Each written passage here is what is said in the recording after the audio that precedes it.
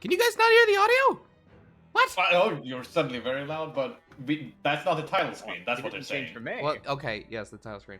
Console. Discord or OBS does in fact say that it's capturing game audio. It's just very quiet. What? Okay. All right. Yeah, well, I saw you mess around with audio a Continually little bit. I bombard saw the us change. with comments on our audio levels. Yeah, Just keep sounds- it coming the entire We would stream. prefer to be bombarded by opinions on the audio levels than it not being fixed for the entire VOD, by the way. And then hear afterward that the Yep. volume is half. Yeah, we're gonna toss out the years-old example of us being muted for 3 hours that one time. Yes. okay. Let's do this. Thank you, It sir. is Greatest Attorney time. Two Spells, you're back. Oh. Yeah. The story of the young man and the terrible sight he witnessed in the cemetery 10 years ago was published in every single newspaper in London and throughout Great Britain. However, in all of the articles, the witness was simply described as a certain young man. No details were published about his identity. His name was never revealed. That is, apart from in one newspaper.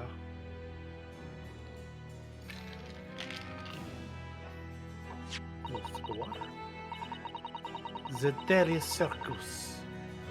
It is a paper from which comes the article I have already shown the court.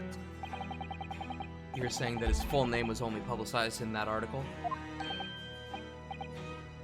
Is it still me?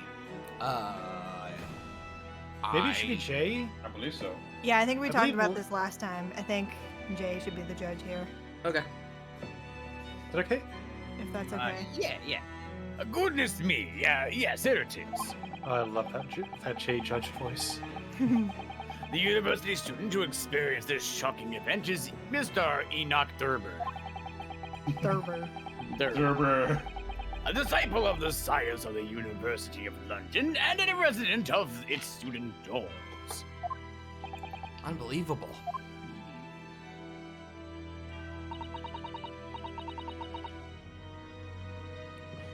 When I read the article, I went to meet with the man.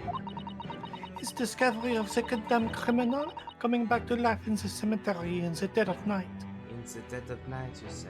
In the dead of night. In the dead of the night. Did we both reference the Anastasia? Yes. Was making a perfect exhibit in my house of horrors, whether it was true or not.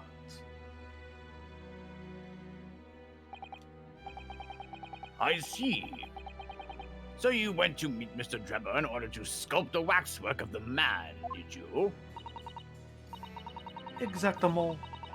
He was studying science at the University of London in those days. He was just a poor student.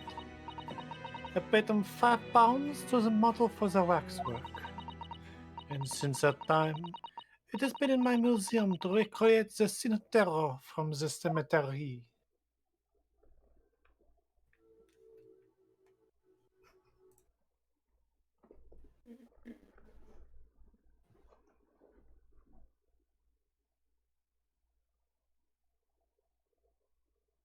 Mm-hmm. Got So- real quiet. 10 years ago, a young man appealed to the public about an extraordinary event he'd witnessed. A criminal who had been put to death, re-emerging from his grave in the middle of the night. But the public treated his claim as nothing more than an amusing anecdote that was soon forgotten. 10 years later, the same man steals a waxwork model of the executed criminal, ostensibly to use as a body double for the victim in the case we're discussing here today.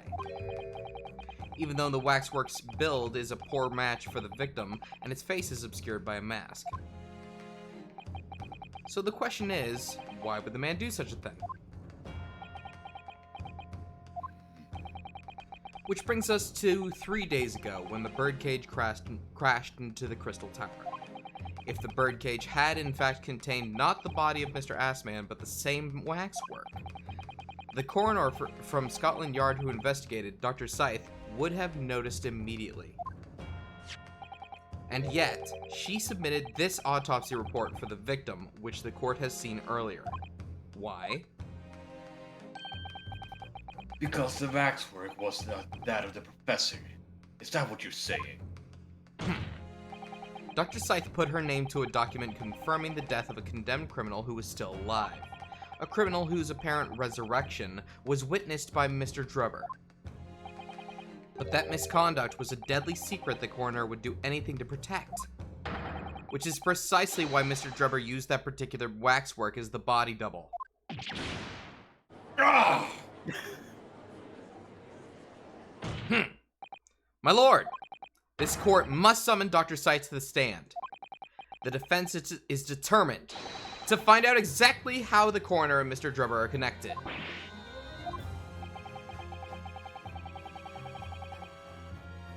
But according to this missive I received this morning through the prosecutor's office, Dr. Scythe is unable to participate in these proceedings. Is that not the case?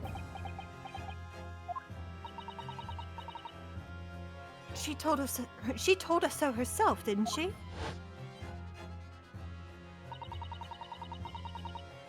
Lord Van Zeeks won't be summoning me as a witness. Lord Strongheart has forbidden it. Lord Strongheart. The Pandora's box you were warned about is the Professor case. But please, don't make the mistake of thinking you'll get any information about it out of me. Or any sympathy? Van Zeeks might be unable to, but could his assistants be able to? Something happened on the night of that killer's execution 10 years ago, and surely nobody would want to get to the bottom of that more than Lord Van Zeeks.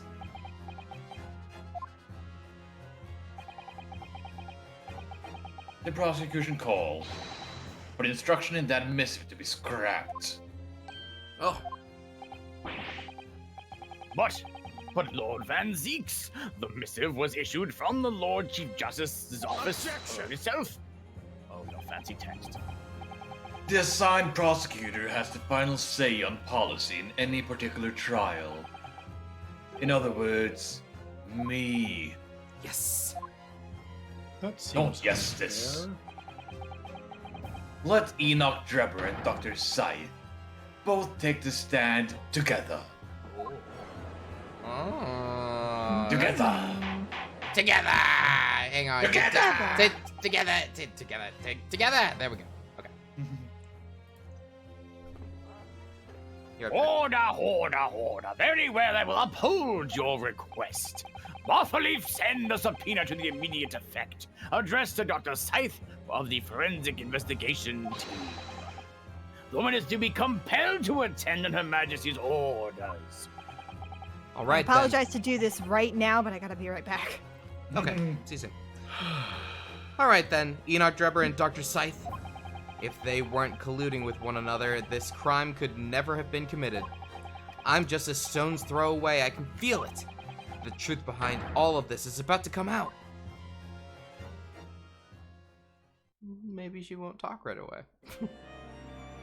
First line. There's three of them. First line. Ah, Thank you for your attendance at such short notice, Dr. Scythe. Damn it. I can be Alright. right back, Jeff, while we wait. Be right we back, can chat. German. Oh, yay!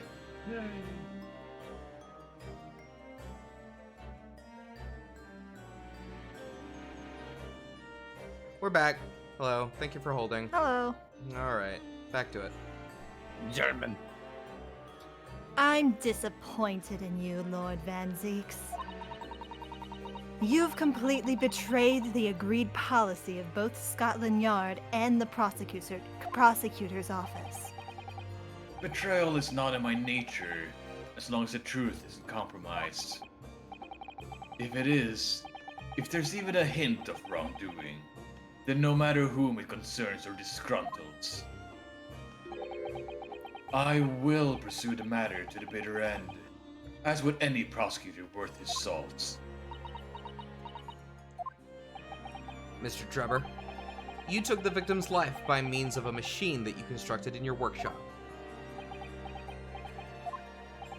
And Dr. Scythe, as the investigating coroner, you were the first on the scene to examine the victim's body. It is the belief of the defense that you collaborated with each other and were both complicit in this crime. And where's your evidence? At present, we have no definitive evidence, but we do have a very significant clue.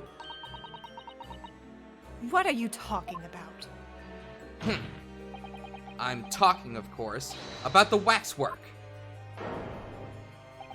This model of the killer known as the Professor, who was sentenced to death 10 years ago. You don't need to tell me. I witnessed the man's execution with my own eyes, and officially pronounced him dead. That remains to be seen. You know, this is an interesting factoid. If you took the weight of a man, the average man, and you timed it by the current going price of salt, you get $17. Huh? The guy said earlier, like, worth his weight in salt, and I was like, what would that be worth? What is the word of weight in I salt? see. I don't Salt have was context. much more valuable back Uh-huh. I see. Oh, maybe. because it was Okay, like the main thing you used to preserve food. So it was really valuable. that might be it. Okay. Is that so? According to newspaper reports from the time, on the night following his execution, the killer came back to life. Don't waste my time. And the sole witness to that mysterious event was you, Mr. Drebber, wasn't it? If what you saw in the graveyard that night 10 years ago wasn't some chilling fiction but reality, it would make you privy to a very great secret of Dr. Seitz. A secret so profound it could compel the coroner to agree to collaborate in your evil scheme, in fact. Mr. Drebber, tell the court. Tell everyone the truth of what you saw that night in Lowgate Cemetery.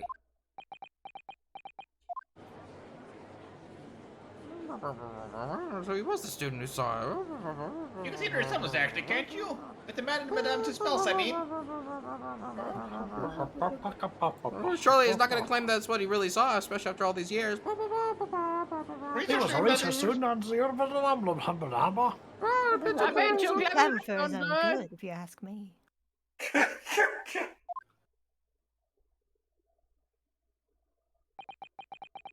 Was an interesting twist. Hmm? But at the time, not one person would take me seriously. Yet now here we are 10 years later, and suddenly my story matters. And in a court of law, too.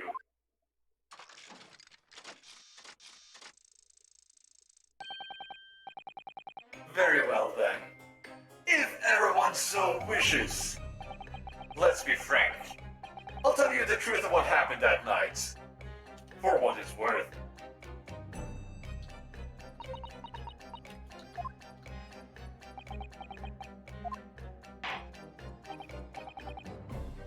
So, Mr. Drebber, your testimony, please, about the events of the night 10 years ago.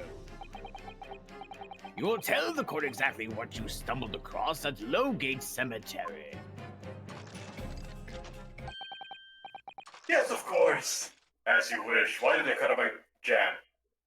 What? I don't know. How did you say yes in orange? That was Look- impressive. Looked like you cut out your own jam.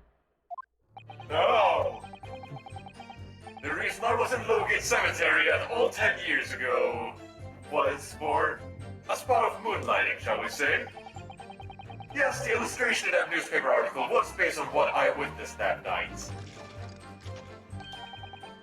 But thinking back now, I realize that I never actually saw the professor.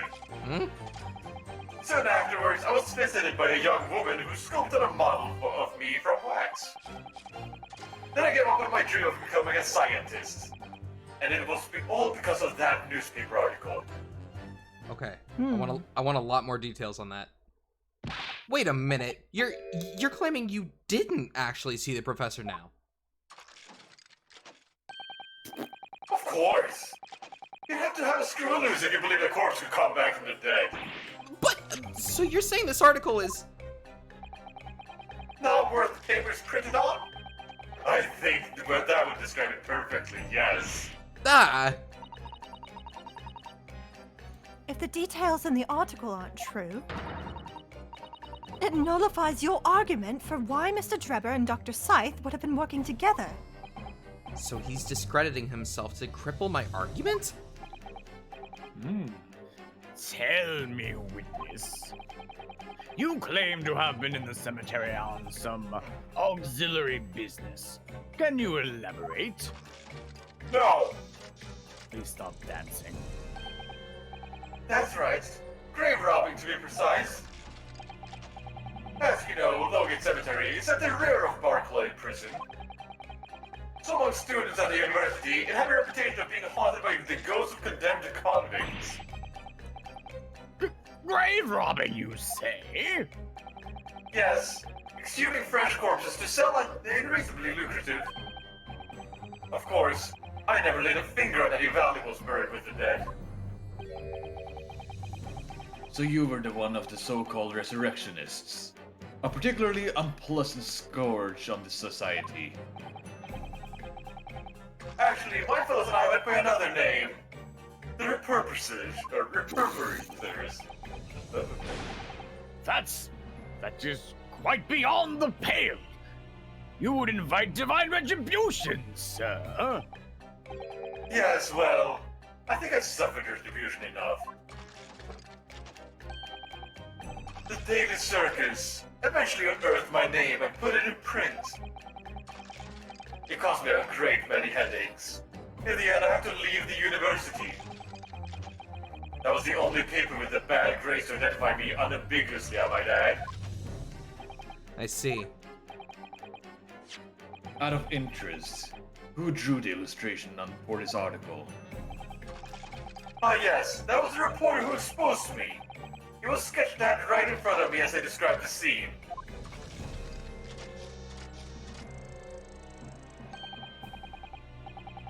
Obviously, as time ticked on, I bitterly regretted what I'd done. Claiming to have seen something I never truly saw. Foolish. Very foolish. Well, counsel for the defense, you may proceed with the cross-examination now. At once, my lord. Is Drebber making himself dubious more that Naruhodo can, actually, make his old statements from 10 years ago have more credibility and, restore his quote-unquote reputation? I think Scythe's got him under some sort of oath or something. It's got a blackmail. I don't know what it is. Anyway, let's talk about it. Hold it. By moonlighting, you mean grave robbing, do you? Surely you only need to look at a graveyard scene of my appearance to gauge that I answered that. The lantern and spade. But who on earth would want to buy a dead body? Who'd want to bury a dead body? Any major hospital. A hospital? In order to better understand the human body, the study of anatomy is crucial to medical science. But there isn't a hospital in the world that has enough specimens to work with. Though obviously they can't openly express an interest in obtaining more by dubious means. As aspiring scientists, we young research students had no money to work with, as I'm sure you can imagine. So I made Surreptitious. Surreptitious. surreptitious arrangements with the hospital via some of our medical students' acquaintances. Yeah, fuck that word. We would never take anything from value of the graves. This was all for the furtherance of science, you see. That's what we told ourselves every time we stole it into the graveyard at night, spade in hand. You realize body snatching is a serious crime.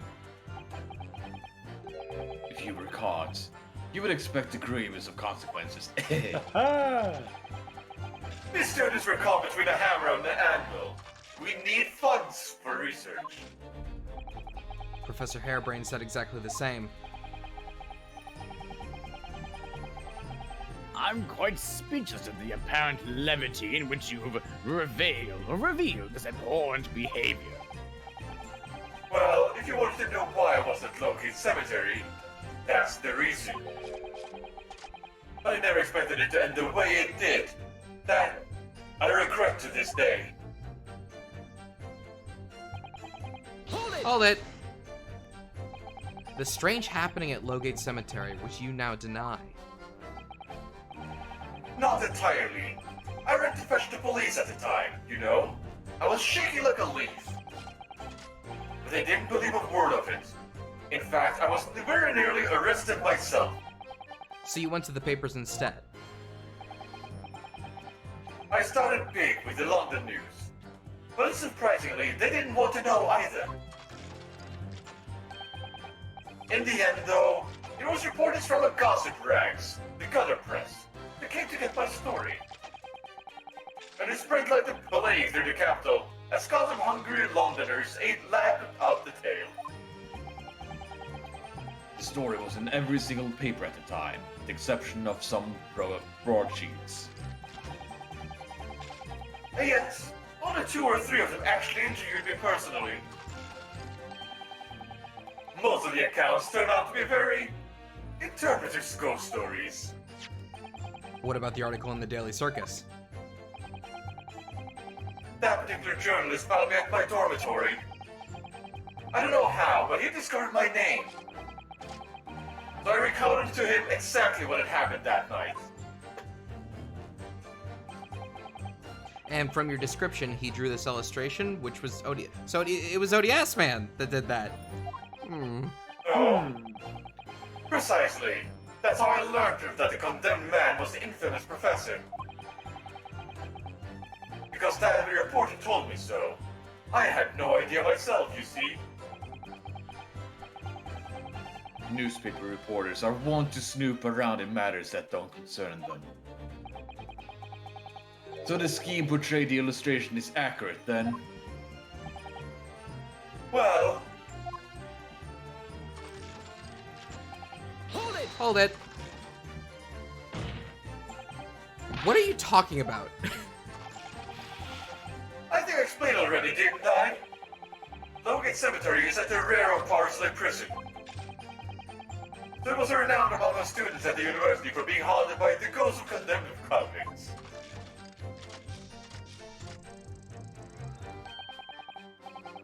For some absurd reason, I was scared of the graveyard at night. And as a result, only too willing to believe that nonsense about the dead coming back to life. But you said you actually saw it. I said what I'd seen in my mind's eye.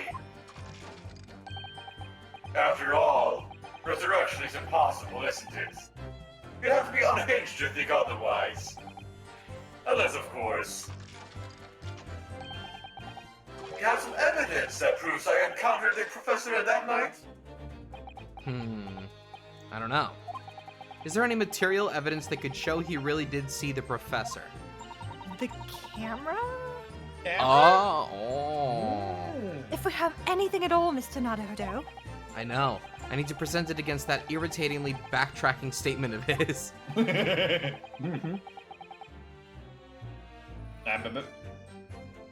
point is, that night was a pivotal moment of my life. Hold it! That young woman being Madame Two Spells, of course. Precisely. I must say, I didn't expect to run into her again like this 10 years later. As I have explained, I went by the name published in the article and, Commissar, I found the man. Yes, the article in the Daily Circus, I think you said. I was a poor student with barely a penny to my name at the time. And the young lady put £5 in front of me. So you readily conceded, or consented to having a waxwork of yourself made and gave permission for it to be put on display. I did.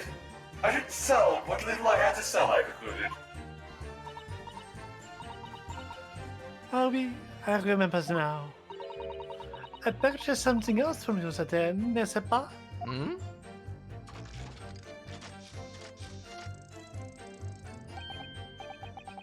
Did you? I can't say I remember. What was it, madame? Oh, His camera. Aha! Oh yes, I'm gonna put a ticket with me whenever I made an excursion into any cemetery. You took a camera with you, sir. To what end? Oh, you know, to record the details of the bodies I disinterred. But I had no intention of ever visiting a graveyard again after that night, so I sold it.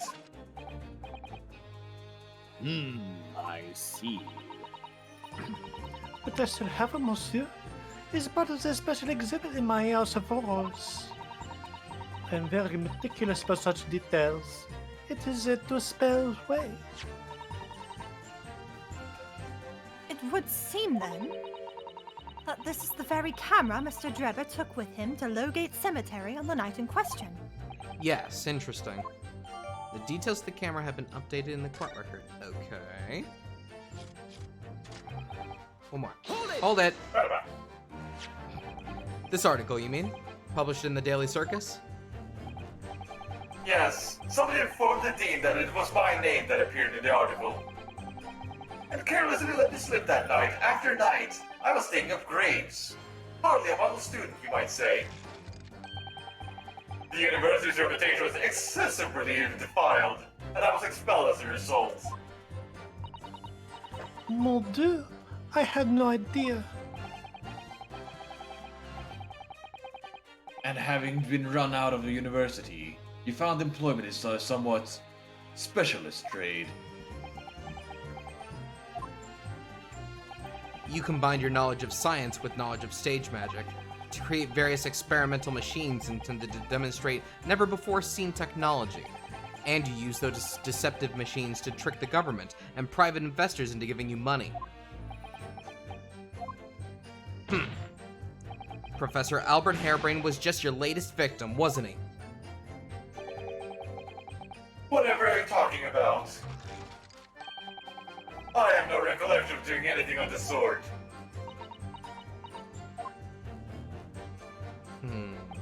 What's Drebber up to? Why would he suddenly change his tune and recant his claim? I wonder if perhaps it's because his circumstances have changed now. What circumstances? Well, if he admits to having seen the professor emerging alive from his grave 10 years ago, it will expose a secret in Dr. Scythe's past that she should desperately want to hide. Yes, of course. If Drebber and Dr. Scythe are working together now, then if Drebber were to betray her, there would be no reason for her to continue to cooperate. In that case, there's only one way around it. I have to prove he really did see it. Prove he really did see the professor's corpse coming back from the dead as he originally claimed. Yes, Mr. Naruto! Exactly! Okay, they started talking about that on this one. Realize I never actually saw the professor at all. Well, that does sound like I need to refute that. Camera? They are talking about the camera a lot. What about the camera? There was film in it before, but there's not anymore. It's gone now. We don't have that. And there's also the blood on the camera. Yep. There's blood Wait, was on that new? this. Yeah. No. We have this blood on the side of the. What did they call this? They said it in here somewhere. Hang on. Or maybe not. Okay. I think now you need to look it there. The bellows. The bellows. Bellows. Okay. The bellows. It's Interesting. like blood. Yep. Oh my. Not sure what you're thinking. Ha ha ha ha ha. I mean, I could just present this and hope that it goes somewhere. First, But is this the right place to do that? where would you present it? I don't know. I just don't know if it proves very much about him having seen. It proves something weird happened. It definitely proves something weird happened. Give him a dream. I think personally on the message where we pressed and like they had all the shenanigans, like we need to present that evidence. I'm pretty sure that was this. Which, yeah. Newspaper articles based on. Yeah, I don't really see anything else that I would really present it on. I'm gonna give it a shot. I'm gonna give that a good old try. Here, why don't you take this camera? It didn't work. No. Nope. That's okay. That's a Fascinating. load. Evidence Okay. we're talking about then. What evidence are we talking about? I feel like Never actually looked at this, or maybe I did. No, we did. This was just at the very end that we got Yeah. this. That's right. hmm. Ah! Okay. Close function. I actually saw the professor all.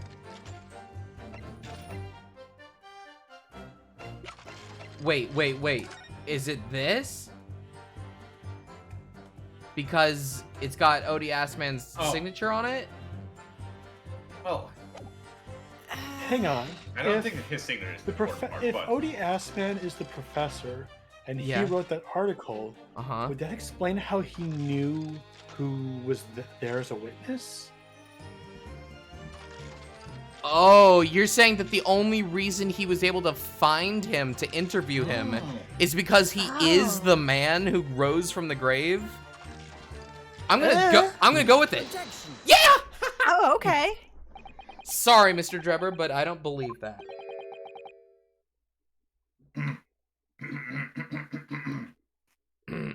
Don't believe what? Your latest claim. You did see the professor on that night 10 years ago. Oh dear. We seem to be at odds. But I was there and you were not. I know what I didn't see. The illustration with this article was drawn based on what you told the journalist that you had witnessed.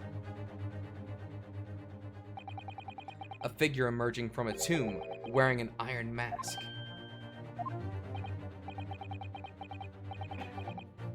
yes, when the killer was tried 10 years ago,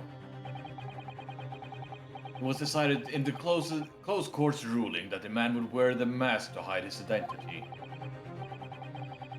It wasn't to be removed even during his execution and subsequent burial. Not even the prison wardens were to see the man's face. But obviously, the provision of this mask was not public knowledge. Then why was Two Spells allowed to make this wax figure?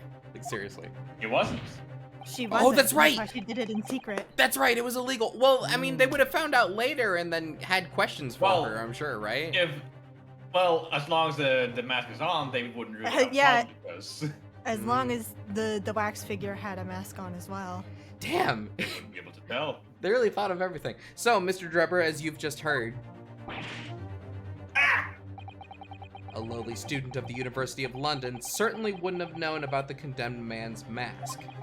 So unless you'd actually seen the professor that night, it's inconceivable that the artist would have included the mask in that illustration. This is not the reason that we gave it all, but that's No. fine. Yeah. We might be a few steps ahead. Maybe. I'm still gonna hang on to my hypothesis. Yeah. Mhm. Tangentially related, yeah. Order. Well, Mr. Drebber.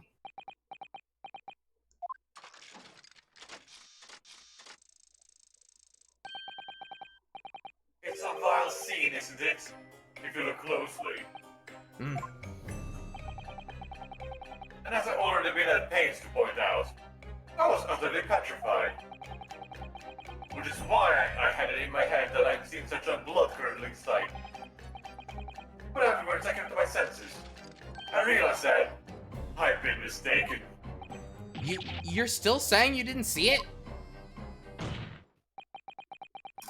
If you're stubbornly sticking to that story, witness, then amend your testimony to explain exactly how you think your eyes deceived you. Of course.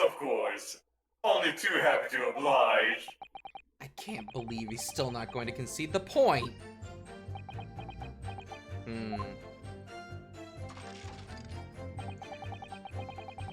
Oh, this is new. What I in fact witnessed was a fellow grave robber at work. Hold it. Oh shit. A fellow grave robber? What are you talking about?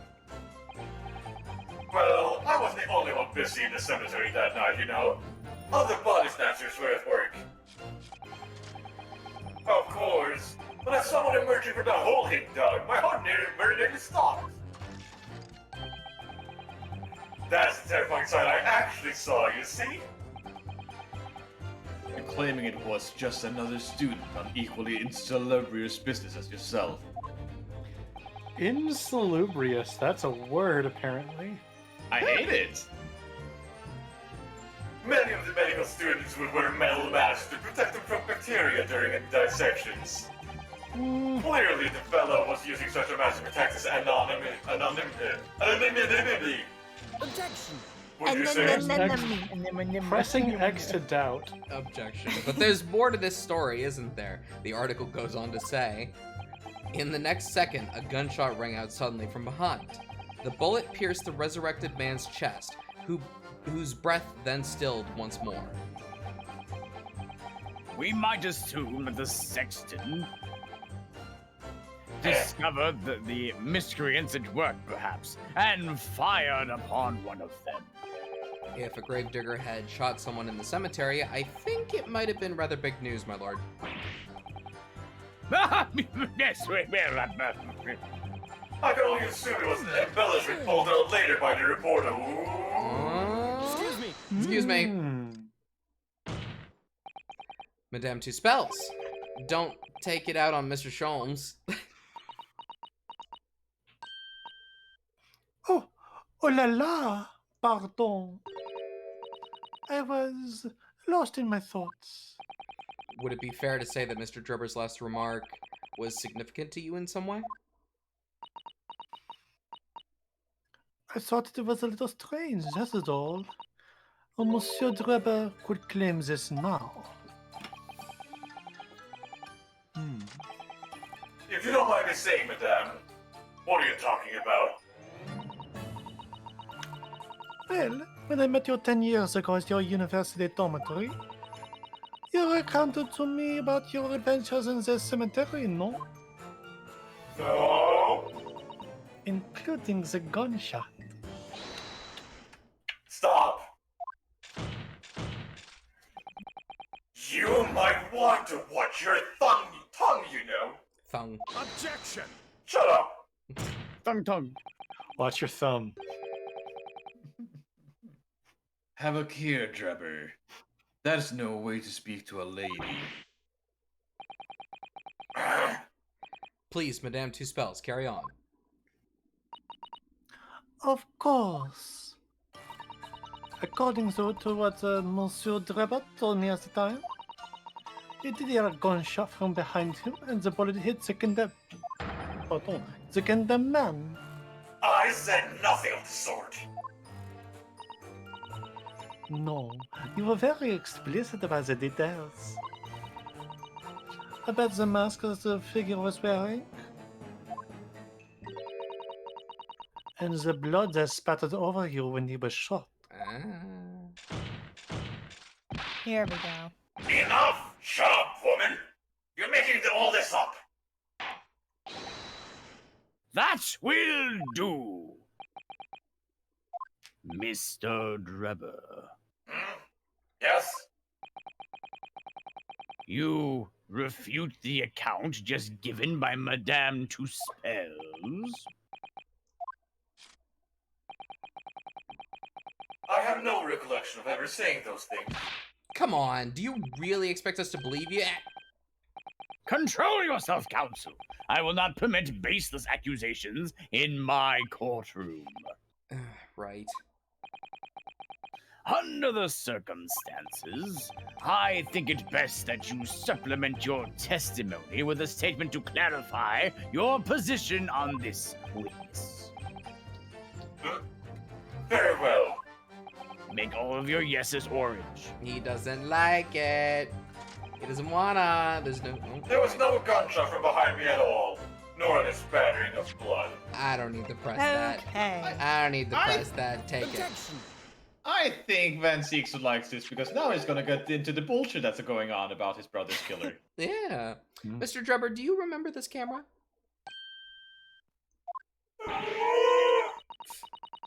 But that is a camera from that fateful night. Yes, we borrowed it from the House of Horrors. It's the camera you took with you to the cemetery that night, Mr. Drebber. And what is that supposed to be significant? This kind of camera is rarely seen in our homeland, so my colleague and I were keen to examine it closely. We noticed that the lens extends out forwards on the end of some bellows. Like this. Hold it! What's that? They're just on the bellows. It looks like a dark red stain. My wine! That's right. It's a rather conspicuous mark here on the bellows, in fact. Good lord, are you suggesting? Yes, my lord. It would appear to be a spatter of blood. Something that could be confirmed with a simple chemical test. Isn't that right, Dr. Scythe? It would be difficult to determine if it was human blood and not the blood of some animal. But yes, to test whether or not it's blood is, or whether or not it's blood at all is simple enough. I propose that Madame Two-Spell's testimony was correct, and that on the night in question 10 years ago, you were spattered with blood from the gunshot wound. Well, And that furthermore, you really did witness the condemned professor emerging from his tomb. Oh, There's simply no way you could have forgotten such a traumatic experience. In other words, the only explanation is that you're trying to hide the fact that you saw the professor that night. objection! But why? Why would he want to do that? Well, not for his own gain, it would seem. For whose then? Who could benefit? Mr. Drebber is obviously lying in order to protect somebody. My goodness, he's shielding someone. Yes, my lord, and clearly, it's someone who doesn't want the truth about the professor coming back to life to be exposed. Well, counsel, who is it then? Show us from the court record. Who is this witness trying to protect by lying about what he saw that night? Scythe? Yeah. Yeah, it's gotta be. I think so. I guess so. Yeah, here, take it. Take corner. Take that. I still think they're related. The obvious answer is Dr. Scythe. Scythe. Little German. There was The little German boy. No, little German boy, do not go into the cemetery. I feel like we haven't seen that character in ages. Oh my god! It's full of dirt, dead people. Oh, whatever do you mean? Imagine if the convict who'd been sentenced to death was not in fact killed. Imagine if that was to come to light. What are you insinuating? And imagine if the convict in question was the country's most hated mass murderer. If it was the professor. That would be an unprecedented scandal. This is beyond a joke. Did I point out that the dead cannot come back to life?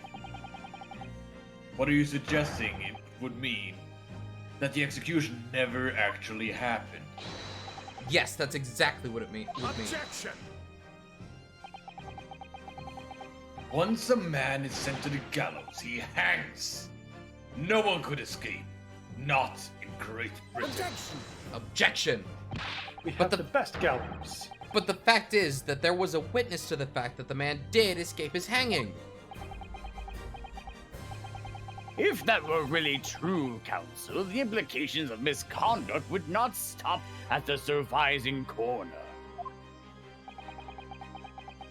It would taint the honor of the entire judiciary from the ground up.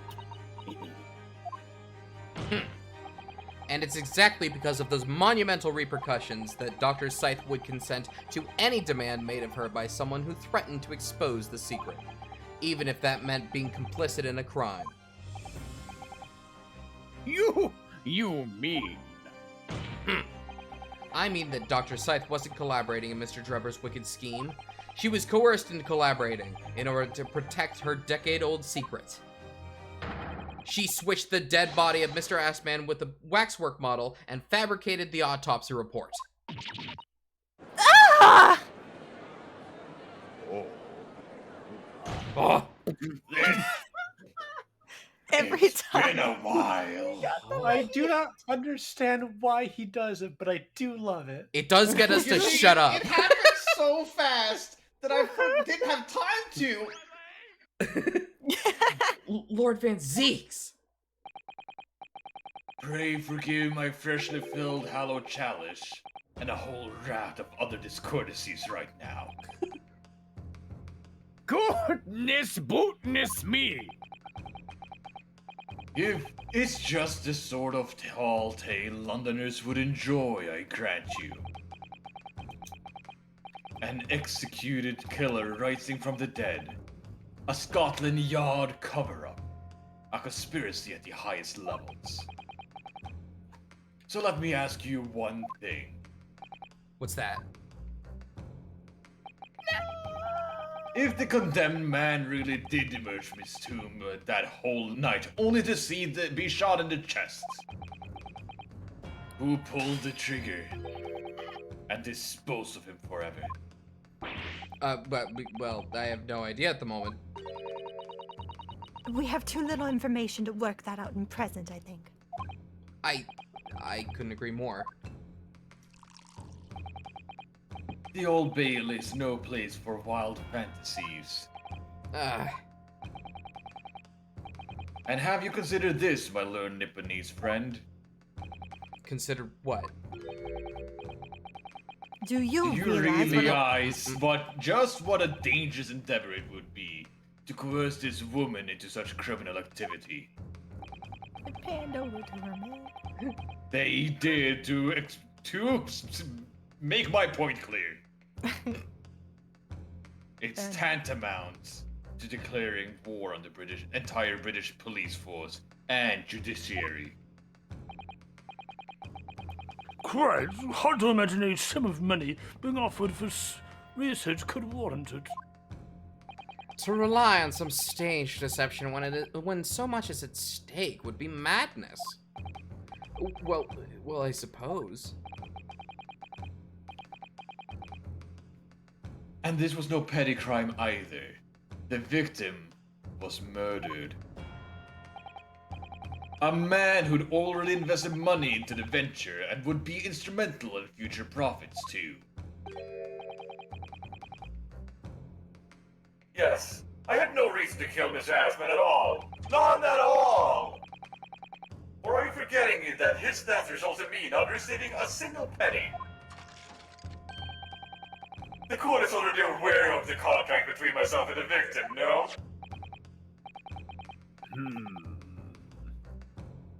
There is the contract, that's very true. The motive for this case runs deep, though. I can feel it.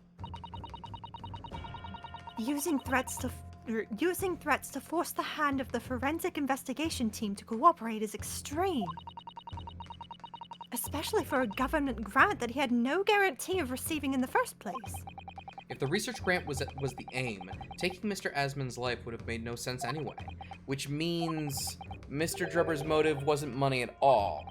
He was just trying to kill Mr. Asman. But why? What was his motive then?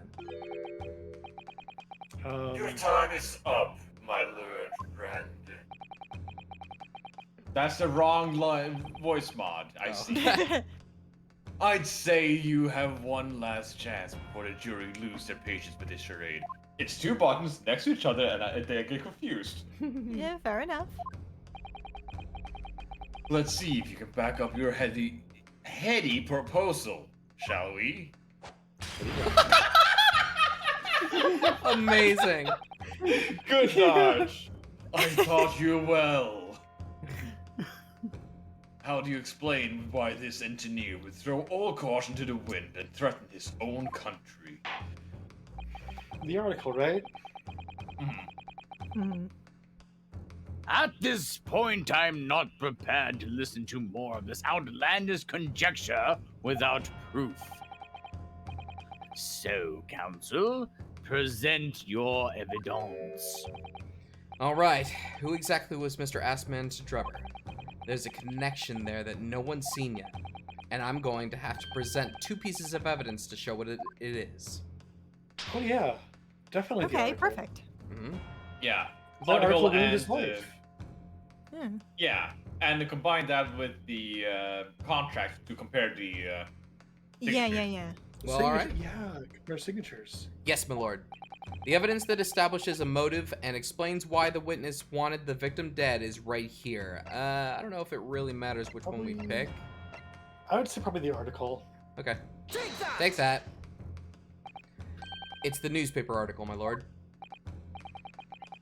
That was written 10 years ago, and every detail has been examined already. Sure. What can it possibly tell us?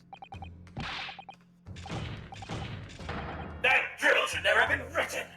It's typical gunner press nonsense that means nothing. Yes, on its own, it isn't particularly significant. However, when considered alongside another piece of evidence, it will completely explain your motive for wanting Mr. Asman dead. What other evidence? Council, you will present your supplementary evidence without delay. The evidence, which when cross-referenced with the newspaper article, establishes a motive for the deed. Take that! Yeah. It's the contract, my lord. Mr. Drebber, this is the contract you signed with Mr. Assman. Yes, that's right. The very document, in fact. That proves they had no reason to kill the man. No, I'm afraid not. What? There's something very significant that this newspaper article and the contract have in common. Really? The signature? And it's that common link that shows very clearly why you were determined to kill Mr. Odie Assman.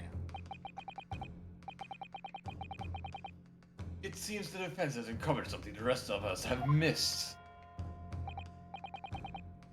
So, my learned friend, point out what these 2 pieces of evidence have in common.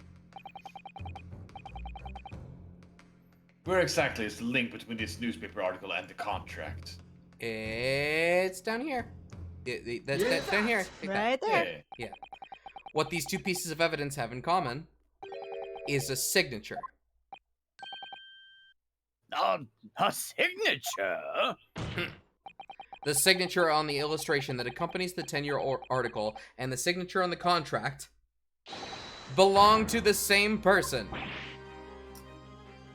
What? Oh, you can't believe you missed that. What? That's wrong. Keep going.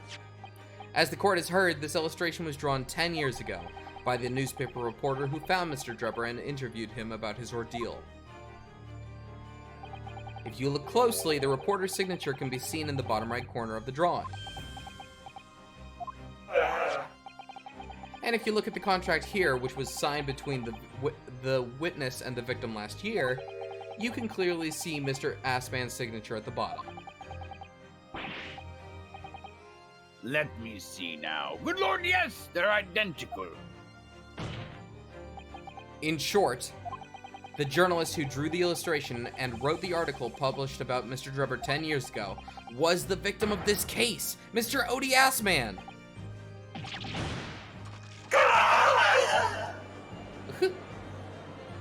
Objection! But explain to the court why. Why would that constitute a motive for the witness to murder Asman? Well, if you think back, you'll remember that Mr. Drebber talked about that article in his testimony.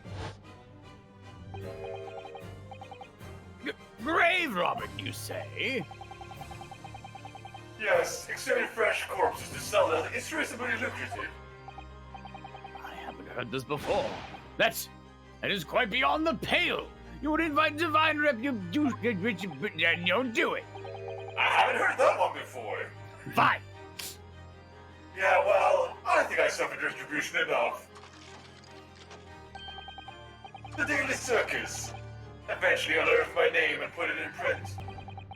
It got me a great many headaches. In the end, I had to leave the university. That was the only paper I had with the bad grace to identify me unambiguously, by my doubt. Then I gave up on my dream of becoming a scientist. And it was all because of that newspaper article.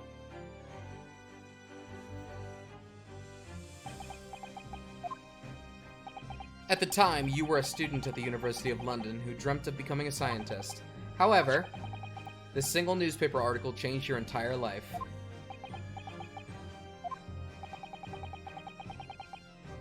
So, Mr. Assman used to be a newspaper journalist, did he?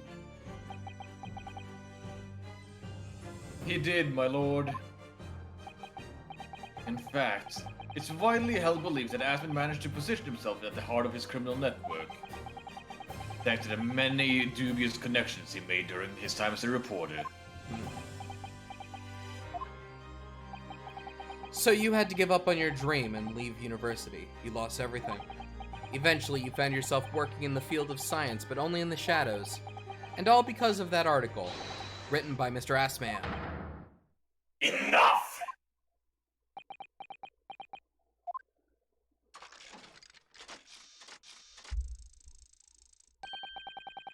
Stop this endless dribble about my life. Wait,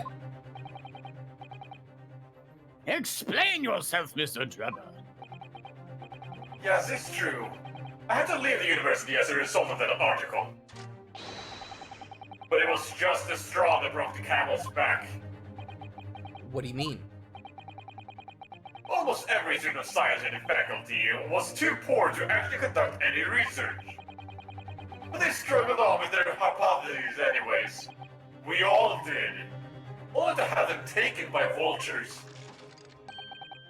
Sooner or later, you knew your ideas would be stolen and patented by some rector or another. After all, Good gracious. making a name for yourself as a scientist in a climate like that. It was a miracle only a select few geniuses could ever hope to achieve. Personally, I wasn't one of those geniuses. There was hardly a wrench. Being forced out of university because of locate was the best thing that could have happened to me. Mr. Drebber, do you genuinely believe that? Of course I did. Look at me. Who's better placed to know whether or not I possess a talent for science than me? I'm sorry to say that your words don't ring true at all. How dare you? And I have evidence to prove it. How are you in a position to say anything about me? I don't know you from Adam. Fine. If you think you have evidence, go ahead. Show it. What could possibly have disproved the idea that I was happy to leave university because I lacked talents? The trophy. The trophy. Take that! Take that! Do you remember this, Mr. Drebber? We found it at your workshop. Is that a Royal Society trophy for excellence in science? What exactly is this trophy, Council? It's the greatest honor that can be bestowed on a young scientist, my lord. There's no higher accolade. It recognizes emerging talent and with promising bright future. Good gracious. Your prospects for a future were excellent, weren't they, Mr. Drubber? Because even then, you were a genius in your field. But you lost everything. You had no more future. Your talents would go to waste. All as a result of this one newspaper article. I don't know when you realized who Mr. Assman was, but when it dawned on you that he was the same journalist who 10 years ago ruined your life, it's abundantly clear that you had no intention of forgiving the man.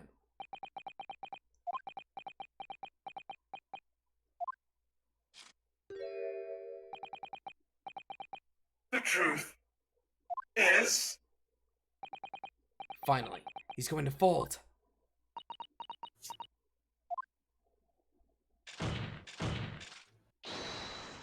Hold it. Huh? Lady right beside him. Scythe. Yeah. Hold it.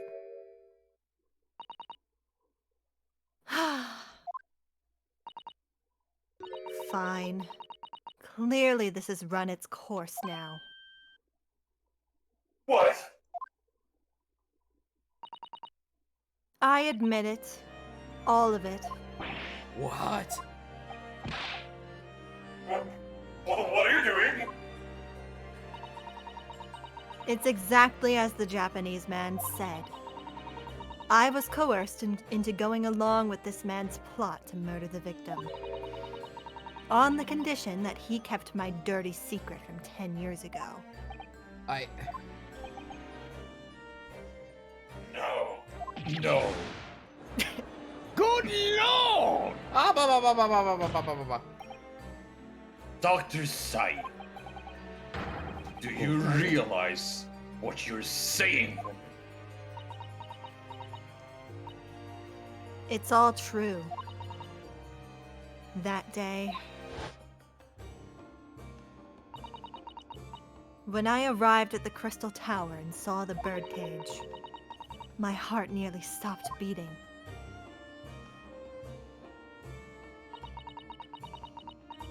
That memory from a decade ago, that I had done my best to bury deep inside myself. It was the professor again, staring me right in the face.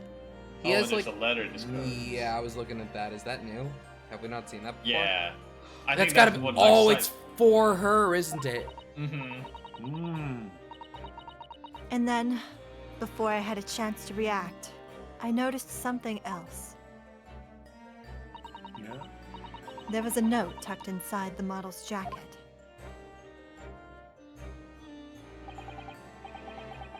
Dr. Scythe, you will go along with my plan.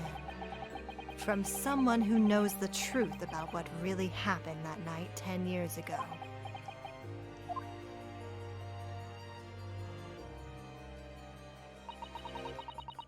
All the instructions were there in the note. Every detail was meticulously written out. I had no choice but to do what it said. I made the necessary alterations to the scene and fabricated the autopsy report as instructed. There was really no other choice. It had to be done to protect the judiciary. So that Ju- statue was chosen to blackmail her with? Yeah. I can only apologize now.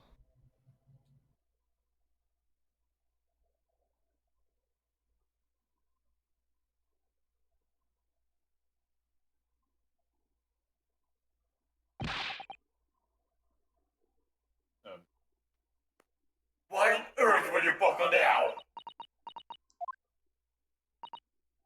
Well, there's no point in trying to hide it anymore, is there? I would have done anything to stop it coming out, even collaborate in a murder. But the great lie about that execution 10 years ago has been exposed. Whatever happens, I'm finished. So then, Mr. Drubber, what do you say to that? Your accomplices admitted everything.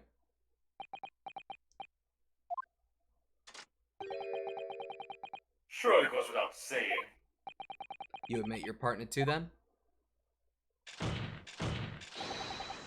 I admit nothing at all. What?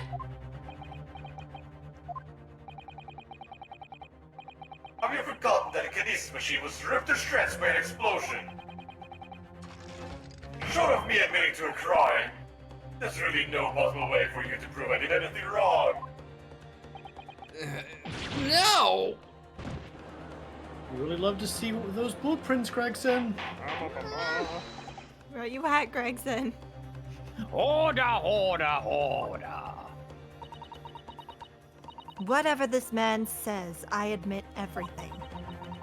He threatened to expose my secret, so I went along with his plan. And Lord Van Zeeks, Uh-huh. I hope you'll accept my apologies. What happens next is in your hands, of course.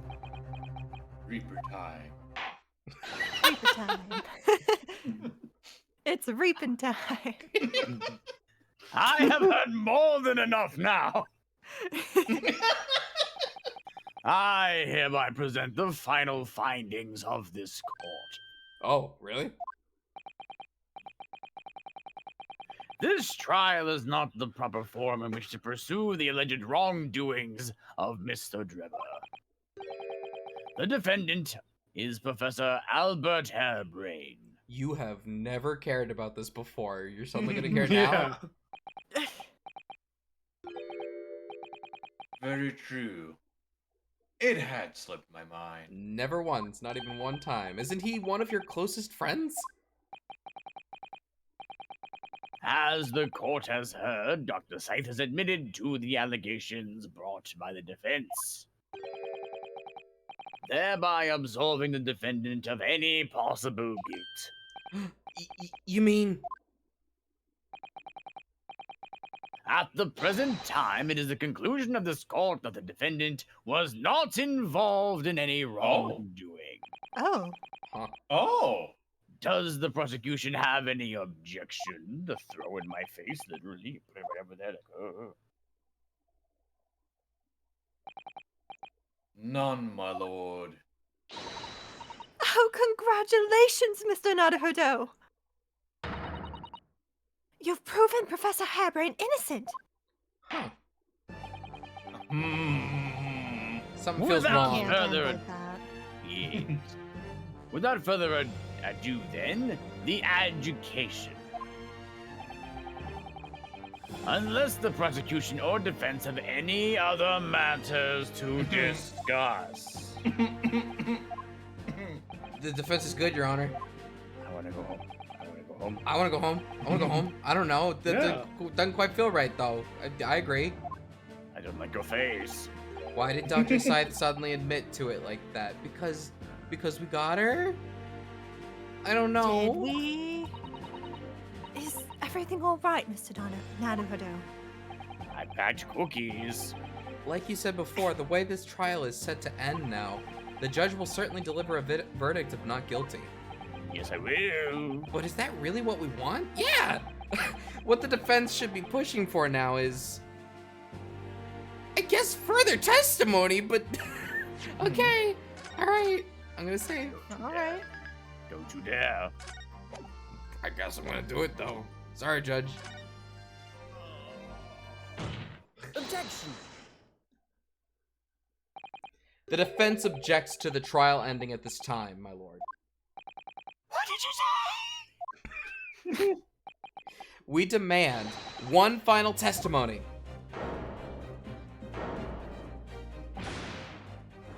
What?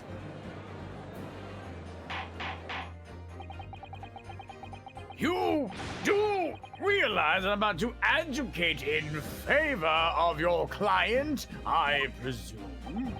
Adjudicate. What are you playing at now, my Nipponese friend? Why would you want to obstruct the conclusion of the trial at this point? No defense lawyer in his right mind would do that. I'm not sure. Mr. Naruhodo, what exactly are you thinking? I'm not just a thing. the truth, the whole truth, and a way to bring it all out into the open. Right. Yes, in hindsight. Oh, I guess I would have warned him before I go. If in the course of this trial this afternoon you perceive that even a shadow of doubt about the truth,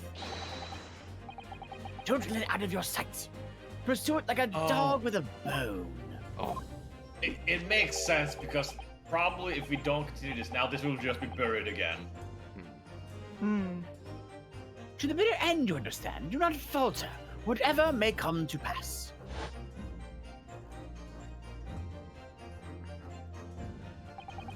I'm sure Mr. Sholmes knew. He must have deduced that this would happen. Yes, I'm here in court to advocate for my client and to secure an acquittal. Obviously. But that's not all. I believe that I have a duty to the court to pursue the whole truth of the case until every last detail is laid bare. And that is why the defense calls for further testimony from Dr. Scythe. Testimony from me? About what?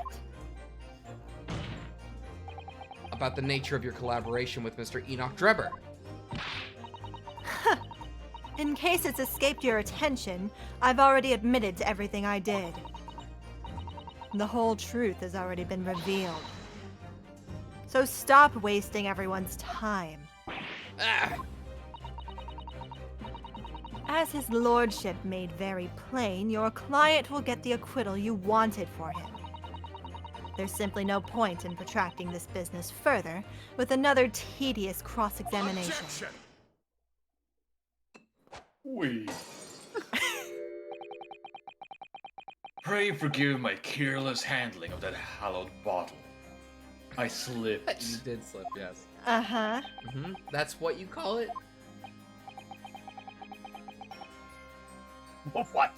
What is your objection, Lord Van Zeeks? The prosecution also calls for supplementary testimony from the witness. Mm-hmm. Don't be stupid. I'll be a dumbass if I want to. If there is more to this case than has yet come to light, then I will join my learned friend in pursuing the facts until the bitter end. Yo, what? Lord Van Zeeks. This is most irregular, to say the least, about my cookies. However, as the prosecution also calls for it, I will uphold the request.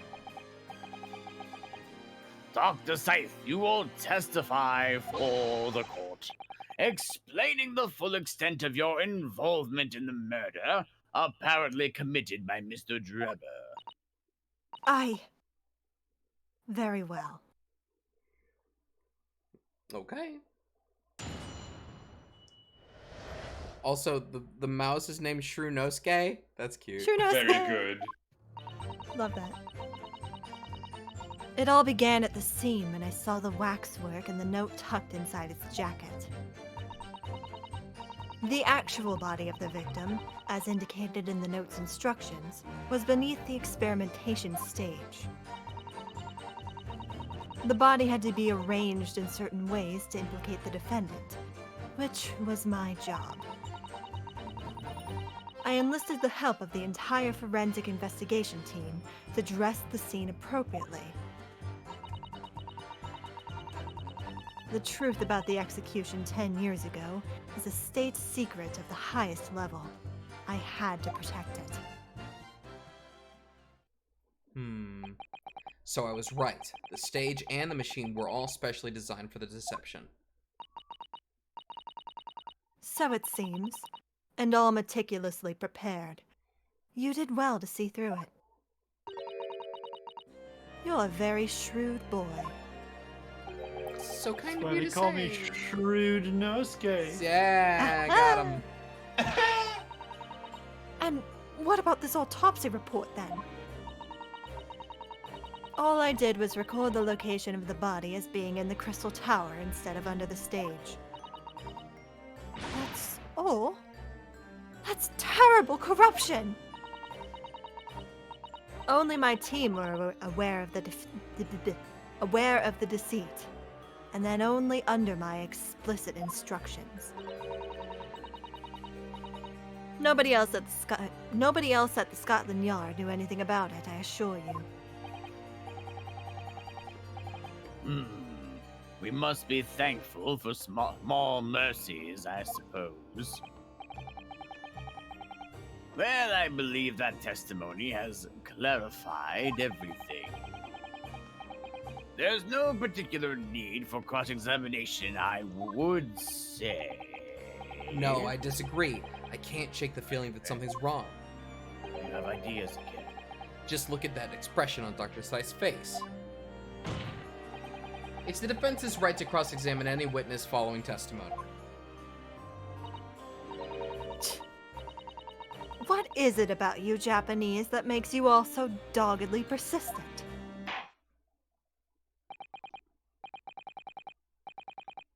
Very well, if you so desire, counsel, proceed with the cross-examination. Yes, my lord. Okay.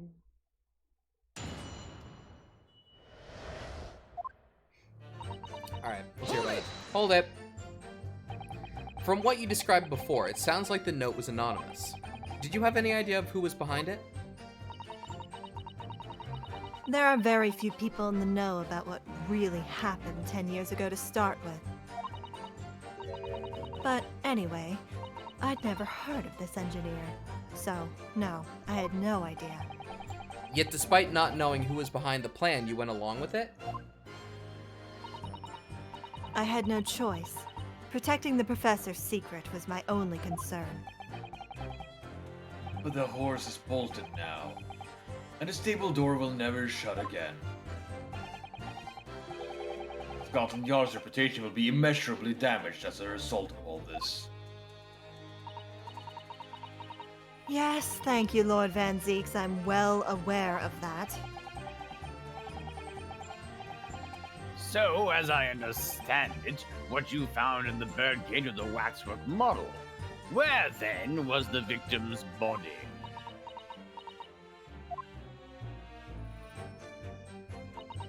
Hold it! So you knew about the special construction of the stage used to carry out the trick then? It was quite obvious what had happened with the victim and the waxwork. And you switched the two over, didn't you? In other words, you recorded the victim's body as having been discovered in the Crystal Tower. And the waxwork... I wrapped it and sent it by carriage to the specified address at the specified time. And why were you given such instructions? Presumably so it would be recovered by Drebber. Return to Madame Tuspel's. I see. And then you put the birdcage back on the experimentation stage. Yes. Although, someone obviously made a mistake about which cage should go where. I thought I'd made it perfectly clear to the team, but still. I suppose you were focused on the victim's body, that being a more important detail.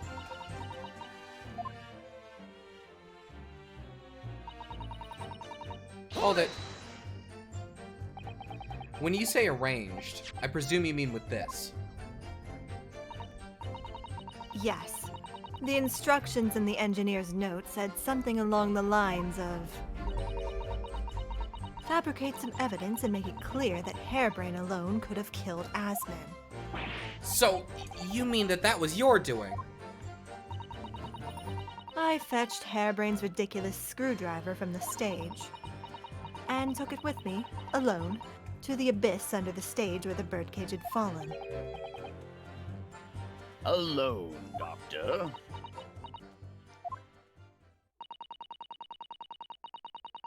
I didn't feel it would be appropriate to involve anybody else in that particular part of the deception.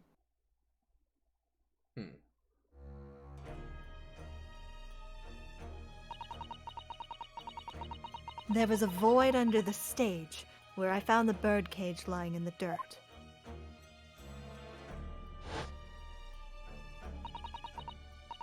I approached it, leaned down, and slowly opened it up.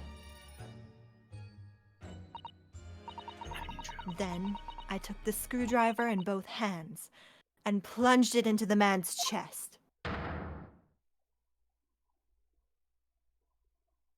Oh shit. There is a possibility that she actually murdered him.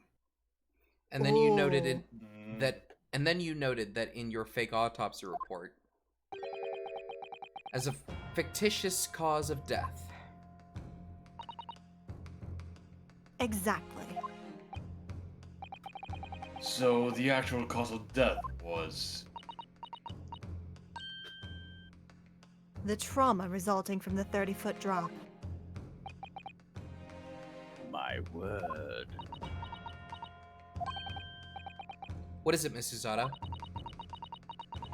Something about Dr. Science's last statement is playing on my mind, that's all. Yes, mine too. Dr. Scythe. There's really no need to shout. I can hear you perfectly well. The defense calls for you to add what you just said to your formal testimony. Oh? Which part? What I want her to supplement her testimony with is the real cause of death, what she did to the victim. Real? What? Nosuke? Do we I have would say what she did evidence- to the victim. Do we have evidence of which injury was the cause of death? I mean, we 'Cause have there's- we have this bogus autopsy report that means nothing now. Yeah, because there was a broken vertebrae, and that. Hemorrhage of a wound to the chest that pierced the heart, inflicted by a sharp implement. Broken vertebra, most likely resulting from impact after a sudden fall from considerable height. Now Wait, didn't she say... Hold on, didn't she say that the only thing she changed about the autopsy was the location? I don't know if I Well, actually we also have to caught cross that, but... But, Look, can we look at the photo of the victim? okay.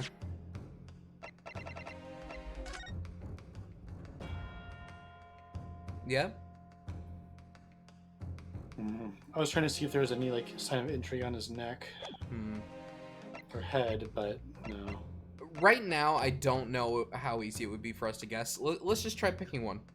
I'm sure it'll let us come back and pick the other if it doesn't work out. Hmm. The real cause of death being the fall of 30 feet. That part. Fine, if that's what you want. Just stop yelling, please.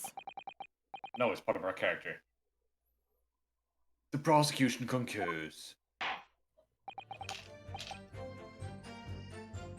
Very well, you will supplement your testimony now, witness.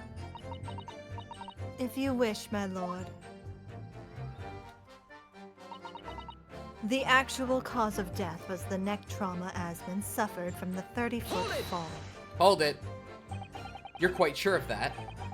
It was a result of a broken neck? Oh yeah, didn't we Yes. already just prove this because of where the birdcage was broken? Yeah, but this is a different one, isn't it? No, he would have fallen into the hole, right? Yeah, but Yes. depending on the birdcage, is this the one that is broken on the bottom, which would mean no head injury, or...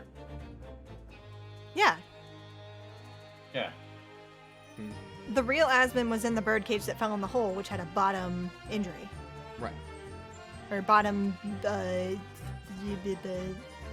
Well, did we ever hear that was the birdcage that was inside that hole? Yes. yes. Yes. So they moved the whole birdcage to the tower. Correct. Well, there were two bird cages. Right. Yeah. And Well, we that found one we just found was one of swapped. them. We found one of them next to the machine, and that's the one that had the broken part at the bottom of the bird Yeah, cage. I'm just saying, is that the one that was at the bottom of the tower? Because do we know that? Well, she just said that somebody made a mistake of leaving the birdcage that was in the hole by the machine. Oh. Isn't that right? I think so. So yeah. I'm confused. Yeah, let's keep reading. Yes. As a professional, that was more than apparent. You'd never know just by looking at the photograph of the victim, though, would you? No, that's very true. Obviously not.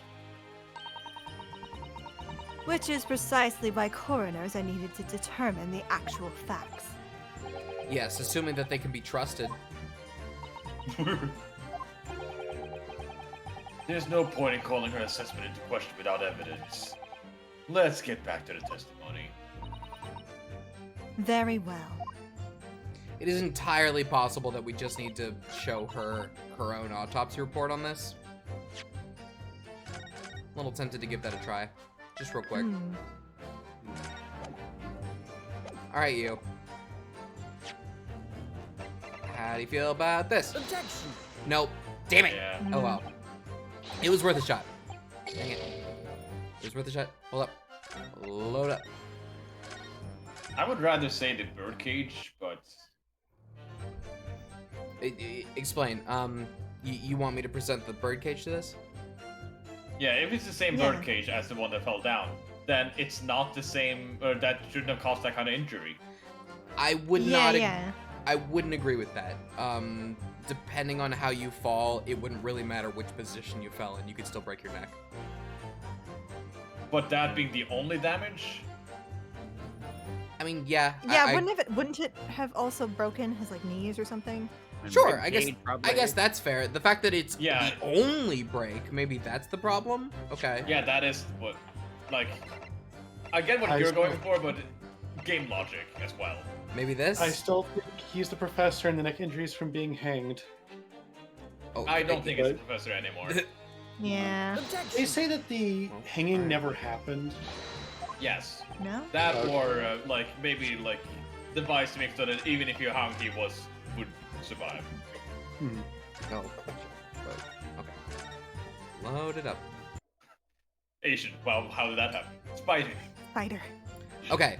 In that case, should I go back and replace this with the other statement that she might have? The one that was back here?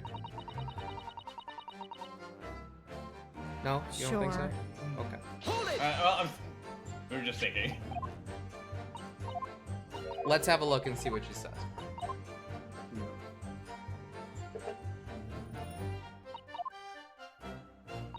I stabbed this man. Why did you do that? Nintendo stabby this man. Have her change it. Okay, sure. Dr. Scythe, what you said before about what you did to the victim's body, I believe that may be significant. So could you change your supplementary statement to explain that instead? Very well. Okay.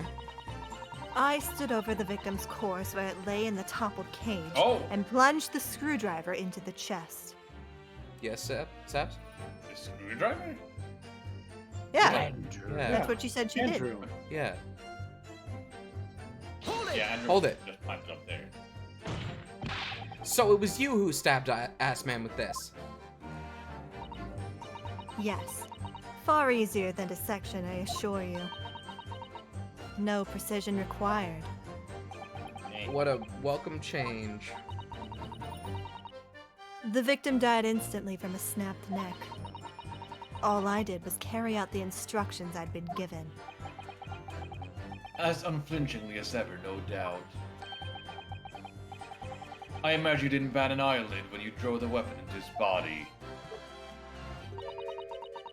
There was no need to bat my eyelids. And what else did you do to twist the facts? Remind the court, why don't you? If you wish. I think it's more likely that the other one was important, but maybe we'll come back to that. Have we read this yet? Hold it! Hold it. The entire team in perverting the course of justice? The course of justice? My team consists of the very best investigators there are. I demand loyalty from all members. We operate on a code of chivalry of sorts. You aid and abet a murder, commit perjury, and dare to talk of chivalry? It was a matter of priorities. What? Nothing was more important than protecting the secret of the professor. My team did what was necessary without losing sight of the primary goal. I consider their conduct exemplary. Ugh. Don't concede the point, Mr. Naruhodo. You mustn't let her win. I need a lawyer. I'll take that silence as a tacit acceptance. Now, can we move on?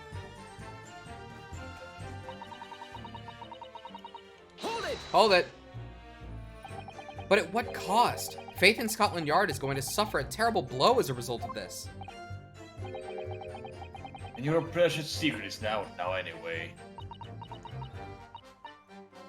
Yes, as you say. And I take full responsibility. Bring me down, Dr. Scythe! Surely there was some other way you could have protected the secret. No, there really wasn't. I've done my utmost, believe me. In many ways, I respect your determination. Phew, I nearly froze under the cold stare as she said that. I do believe she was being genuine, though, Mr. Naruhodo.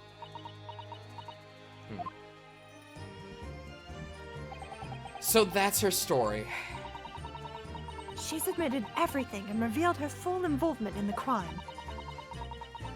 I do wonder if there could really be much more to it. Well, I don't know, but I just have a feeling. Do you, Mr. Naruhodo? The truth is, I find it strange too. How those two are reacting to this in completely opposite ways, I mean. Yes, exactly. For some reason, I feel sure they're still trying to hide something. Okay, well, that didn't really give us too many hints. Body had to be arranged in certain ways. I feel like it's got to be one of these two statements that we could swap out with each other. Stood over the victim's corpse where it lay in the toppled cage and plunged the screwdriver into the chest. We didn't actually try anything on this one.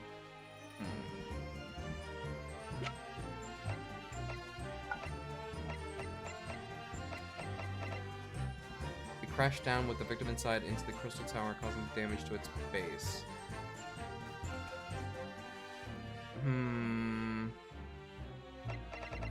Should I go get the other statement? I feel like I saw a little bit more hope with that one. Okay. Alright, you. I need you to tell me the other thing, please. Okay. Thank you, Dr. Scythe. So cooperative. And murdery. And murdery. Well, maybe not. I mean, she at least doesn't believe she murdered him, probably, maybe. Yeah. If it turns out she actually did kill him, she's probably be like, oh, my bad. Ooh. Ooh. Okay, what do we have? Body had to be ranged.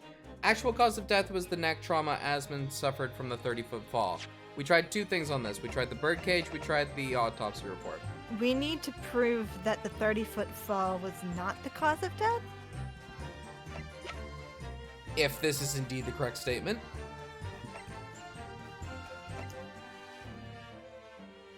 It's not the cage.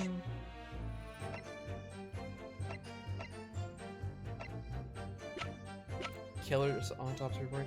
The autopsy report of the mass murderer known as a professor who was tried and found guilty by close trialing This is about the professor. Right. Death by hanging. That doesn't really help. That doesn't help. Uh-oh. Does anybody have any guesses? I don't know.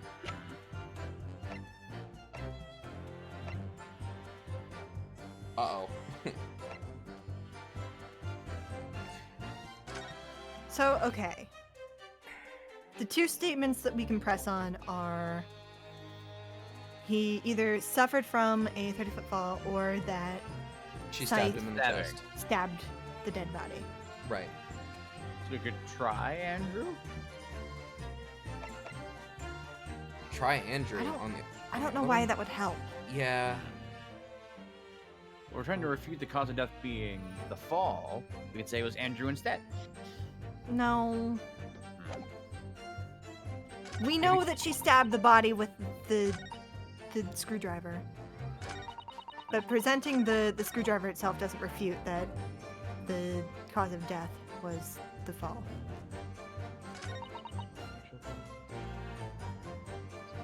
What would Andrew do? Screw him over. It all began at the scene when I saw the marks on the note. Huh.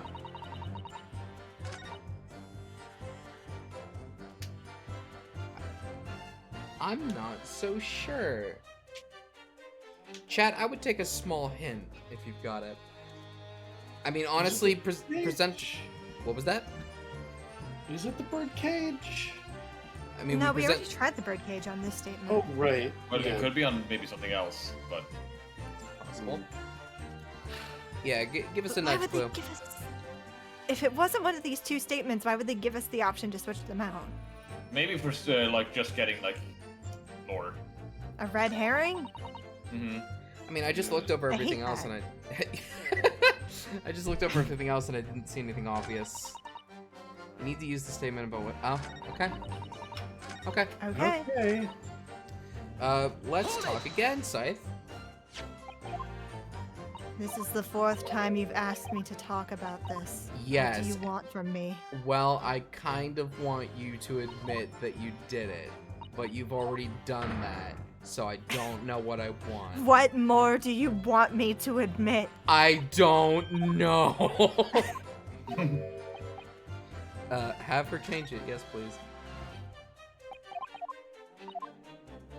Yeah, they have done red herrings like that before. They have done that. Ugh, and I hate that. Okay, yeah, I'm actually willing. Watch it be the screwdriver. Is it the screwdriver? It's not the screwdriver. Okay. No. It was worth checking. It was worth checking.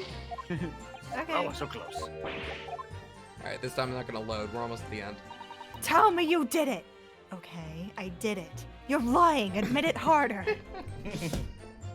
What would we present to this? I stood over the victim's corpse where it lay in a toppled cage and plunged the screwdriver into the chest. I don't think I tried the autopsy report. But why? I don't know. Okay, what would that change? Okay, here's what I'm thinking. Yeah. The photo of the hole? Can you go to the photo of the hole? Sure. Oh, Adam is square. I see. How not that would hole. she have been able to go down there to stab the body if it hadn't already Probably a been different poof? entrance. Maybe. I don't know. I'm Yeah. grasping at straws. That's fair. The picture of Aspen. How does that look like again? The picture of Asmund. You mean Yeah. this one? Yeah, Does it go in the square hole? I'm trying to see if there's different things that. What is that behind his neck? I always been curious about that. It looks like a pillow. A pillow? Yeah, it could be a cushion. Headrest? I think that might be part of the bird. Wait, can we look at the birdcage? Sure. Okay, yes. Yeah. It's just a cushion on the thing. Yeah.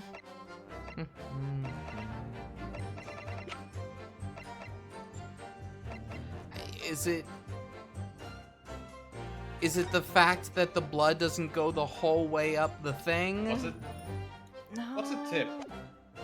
What Well, is we the tip? also already, well, the tip of the screwdriver, but we also used the screwdriver. Like, we tried the screwdriver and that didn't work. We did do that. Yes.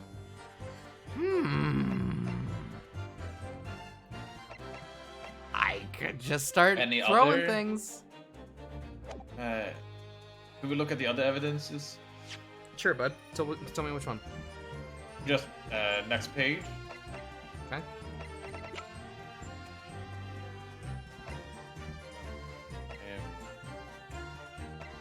Nothing was. Picture. Not some.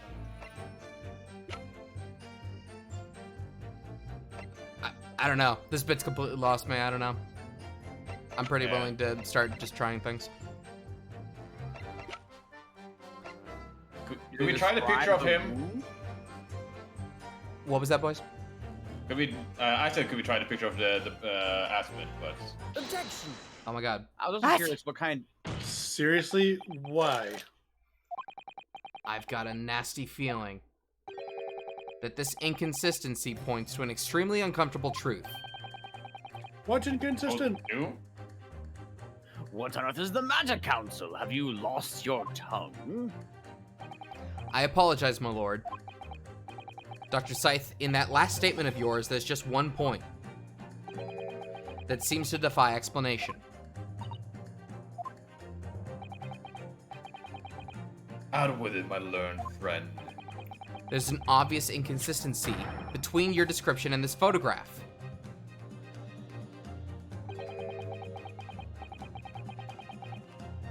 Oh, which shows the victim in the birdcage following the events that led to his death. Objection! The court has already examined that photograph in depth. There's nothing new we can learn from it. Objection. Yes, we have already considered it, that's true. But we now know the facts to be different.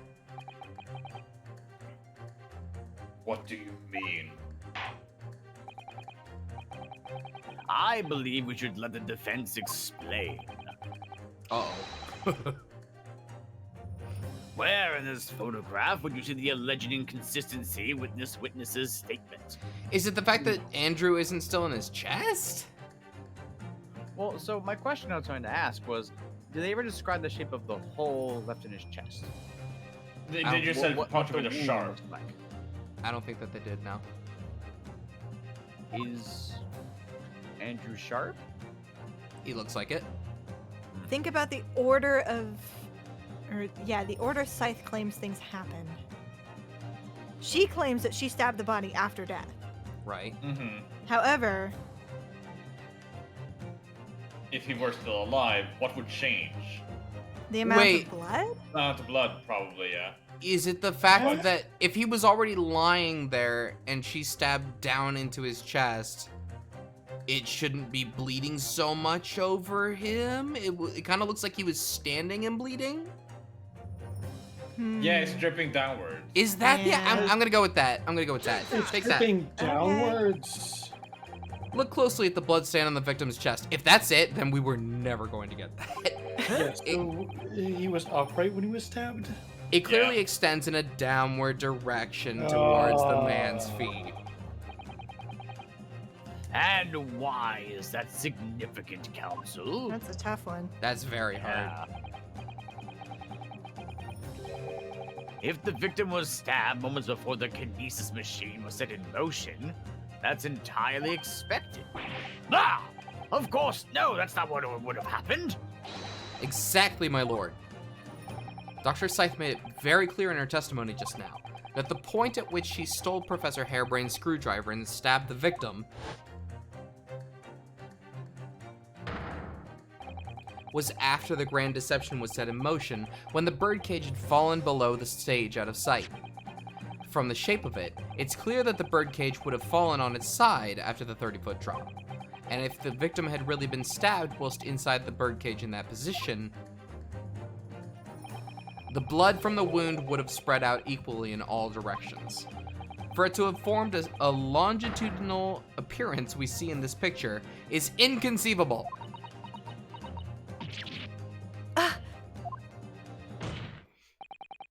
Given that the victim's blood seeped vertically downwards from the wound, it must be the case that when you stabbed Mr. Assman, he was standing up. In short, Dr. Scythe, your latest testimony was a total fabrication.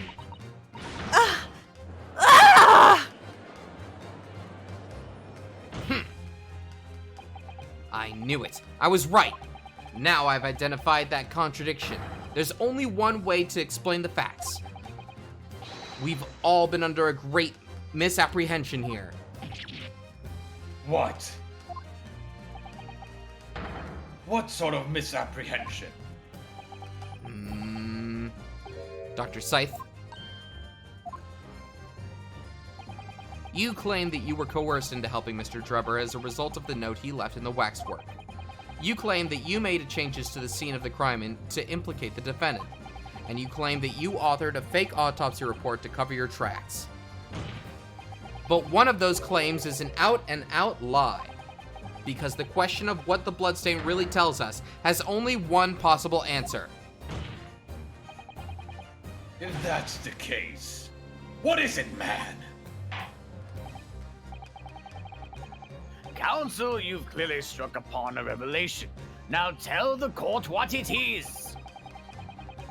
Which part of Dr. Scythe's story is shown to be a lie or the contradiction in her testimony? The stabbing of the victim. I guess so, yeah.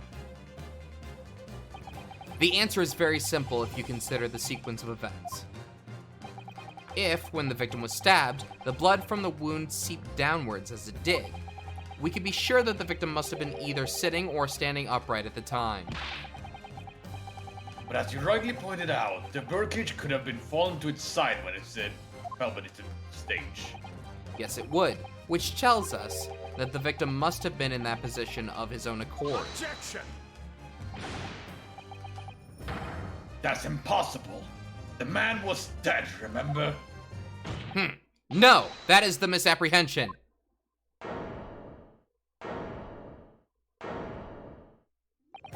When the birdcage fell from the stage into the void below, it must have hit the ground with considerable force.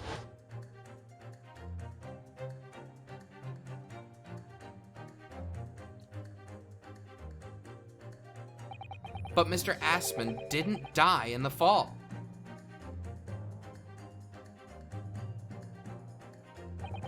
He probably lost consciousness for a while, but when he came around, he got to his feet to climb out of the cage. Just as Dr. Scythe appeared.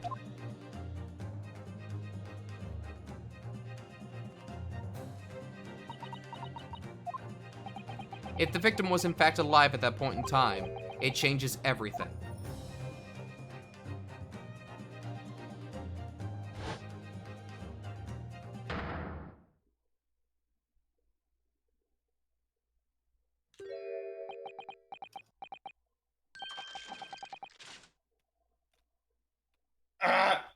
Nope. That's right. Here we go. There we go. Mr. Odie Assman's killer wasn't the defendant, Professor Albert Harebrain. Nor was it the mastermind behind the stage trickery, Mr. Enoch Drebber. It was you, Dr. Courtney Scythe. Ah!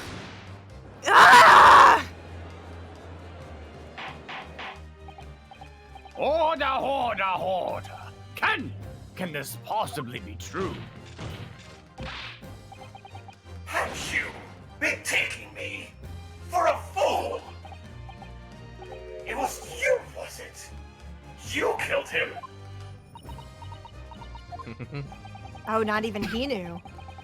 You hoped by admitting to being an accomplice in Mr. Drebber's scheme, the trial would end.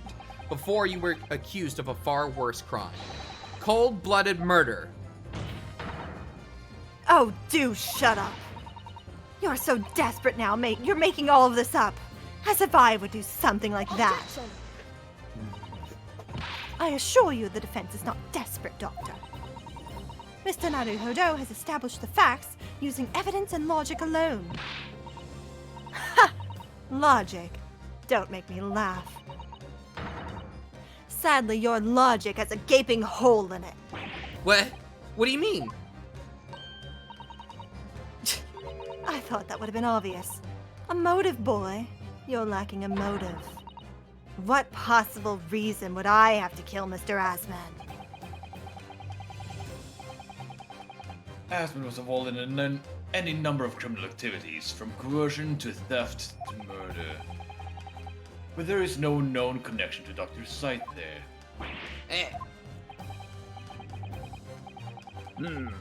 I'm rather relieved to say it does seem somewhat far-fetched. True, there's no obvious motive, but there's still something in the back of my mind. I feel sure I've seen something somewhere that hints at why the coroner might have done this. Yes, I might have tampered with the crime scene and concocted a fake report. But murdering someone for no reason is a very different story.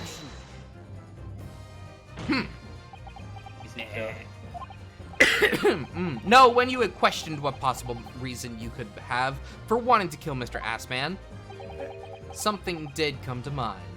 Am I about to be vindicated? What?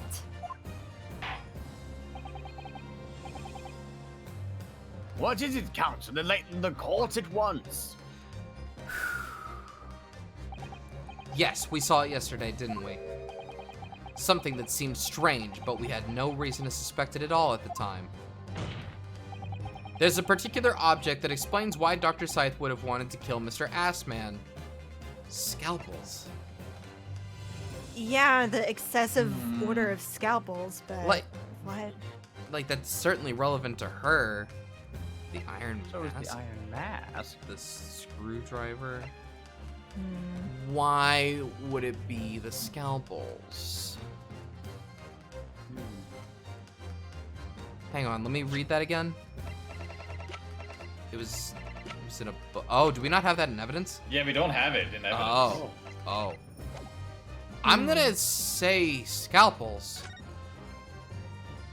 Renosuke's just taken us on a journey. It's a scalpel, or rather, scalpels.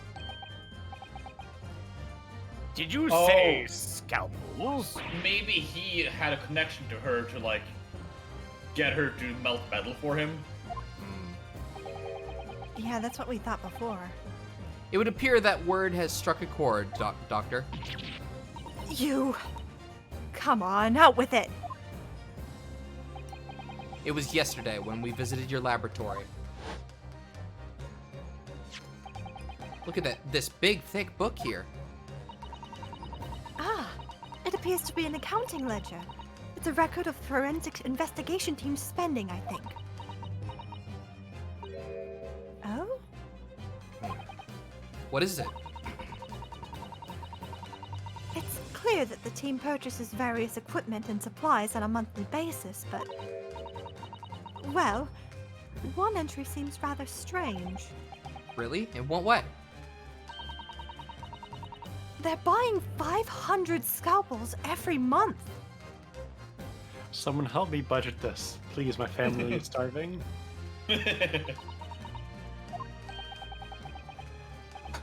500 scalpels a month? At first, I wondered what on earth you could be using that many scalpels for. But actually, I realize now that it's not the scalpels themselves that are significant. It's the money for them, disappearing every month from the department's accounts. Oh. Asman's criminal organization relied heavily on extortion for its funding. Tracing the money from the forensic investigation team's account to find out where it was going would be an extremely straightforward task.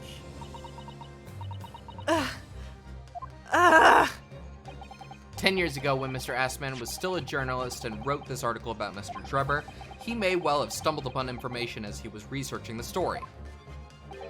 Information relating to Dr. Scythe's darkest secret that he would use to rack money from her for the next decade.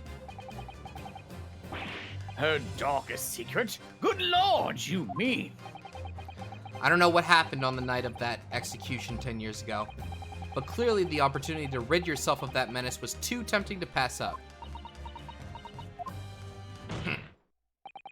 So in the end, you weren't coerced at all, were you? You did it entirely of your own free will. You stabbed Mr. Assman in the heart with all of your might. To silence the blackmailer who knew your dark secret forever.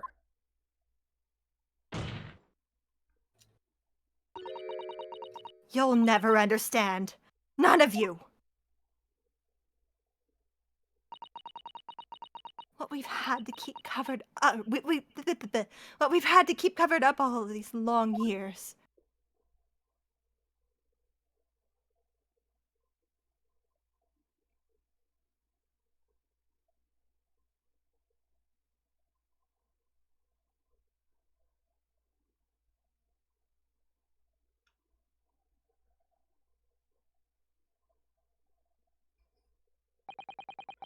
As very little of the machine remains after it was ripped apart by the bomb, the truth of this case can never be properly established unless you speak out. And if you decide not to, it's very possible that Courtney Scythe will escape punishment for her crimes. Please, sir, own up to what you've done and tell the court the truth about what happened.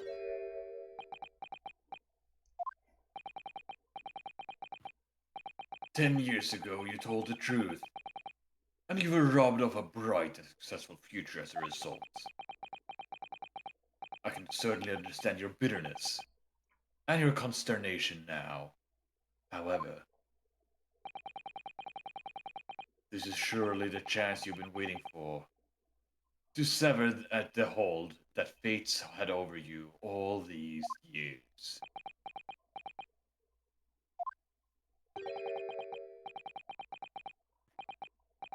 Super high voltage instantaneous kinesis.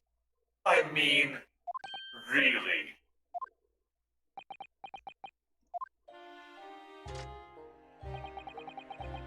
It's the addle-brained mock scientists that are the worst, you know? They don't recognize the fact that they don't have talent. They can't even get that right. And so they end up chasing impossible dreams, having an unbridled faith in their abilities. They go on and on about their wonderful hypothesis, their stupid eyes shining like a little child's. They make me sick. I can't abide by their foolishness. Careful, Mr. Drebber. I was particularly pleased with the kinesis machine. It made for quite a show, didn't it? So you admit it. You admit that it was nothing more than a sham made for the purpose of killing the victim. Yes, I admit it. I did it all in the name of revenge. Revenge for the future that Mr. Assman's article had deprived you of 10 years earlier. But the revenge you sought didn't stop at Assman, did it? Which is where that very particular waxwork comes in. Yes, I see.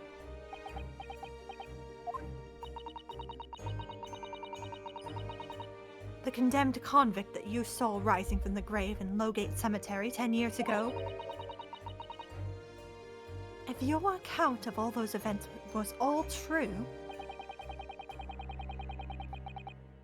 then obviously Scotland Yard couldn't afford to acknowledge what had happened.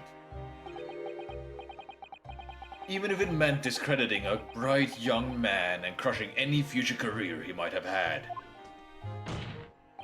So your plan required that you abduct that particular waxwork model in order to extract your revenge on Scotland Yard as well, or on Dr. Scythe to be precise.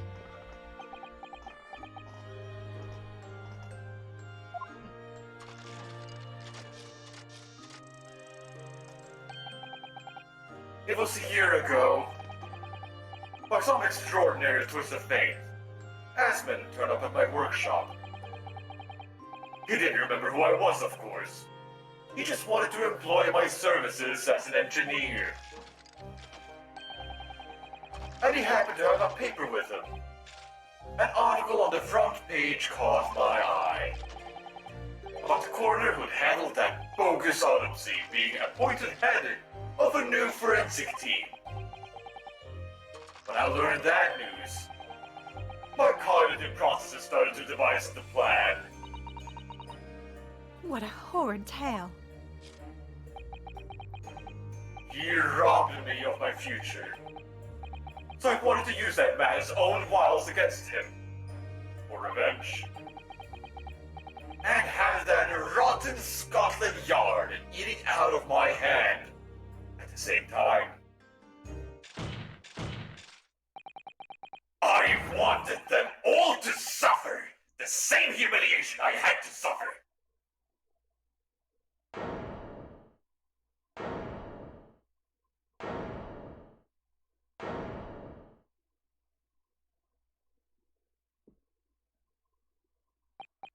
Your actions against those who'd ruined your future were justified as revenge, at least to yourself. Certainly, no one has the right to destroy another's prospects, especially for purely selfish gain. And yet, in carrying out your plan, you did exactly that to someone else, didn't you? Did I? Professor Harebrain's only crime was passion for his hypothesis, but you had no compunction about sacrificing his future to effect your revenge. You knew that he would be forever branded a failure and a fraud.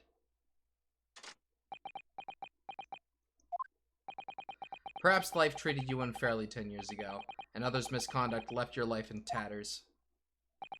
But remember this. Your own actions resulted in exactly the same thing for another perfectly innocent young man.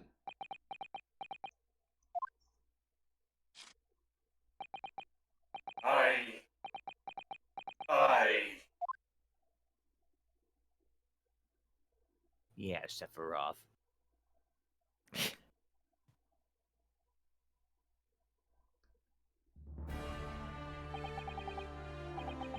Lord Van Zeeks, what of Dr. Scythe? An immediate warrant for her arrest has been granted, and she's being remained in custody, my lord. I presume she will face a trial in the coming days, along with Mr. Drebber. A most regrettable situation indeed.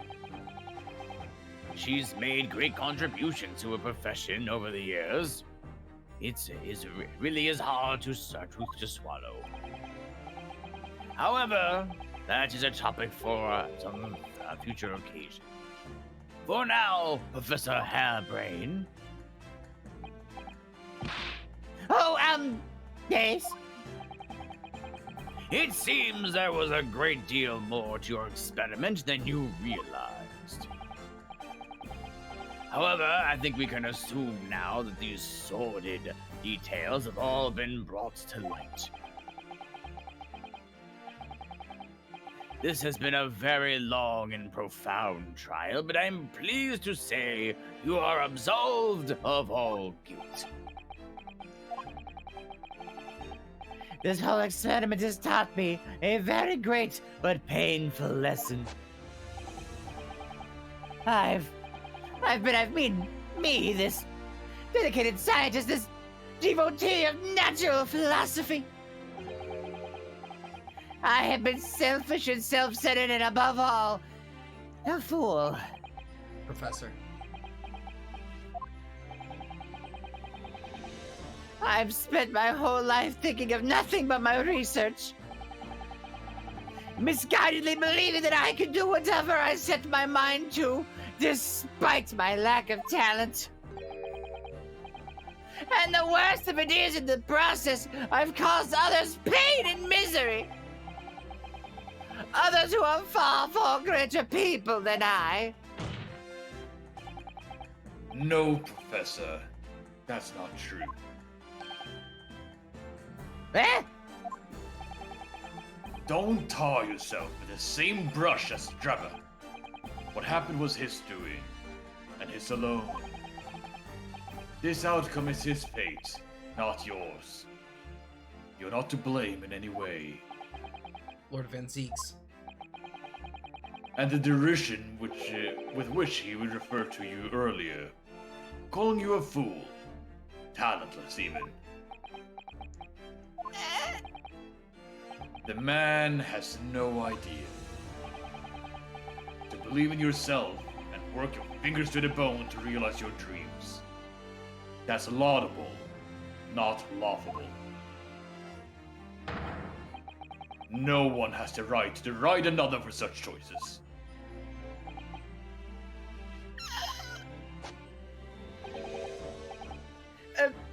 Thank you, Barack. So, ladies and gentlemen of the jury, Yes, my lord. it is this court's expectation that you find the defendant not guilty of the charge of which he stands accused. I presume there are no objections? None from me, my lord. Certainly not. This trial has really made me think, but this is the right decision. It's all been proven methodically and rigorously. I have no misgivings whatsoever. What's that? It's done, you see? It's all over. Give me the card! I don't know what's become of the yard these days. I don't recognize the place. Very well. In that case, I hereby pronounce the defendant Not guilty. Yay! That was all- Fireworks! Oh, no, wait, no, that was all. No, no, no fireworks. Oh, Oh, yeah, fireworks! Now fireworks, yeah! My fireworks shit, and still do it. Corleone. Hooray! That was a long ass trial.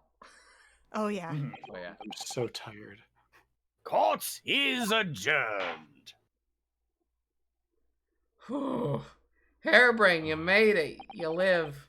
It's over. That was some trial. Oh yeah. Sure was. But we're not done just yet. It is October. We're gonna Professor! celebrate. What a splendid outcome, isn't it? Oh, it is, it is. Congratulations, Professor Hairbrain.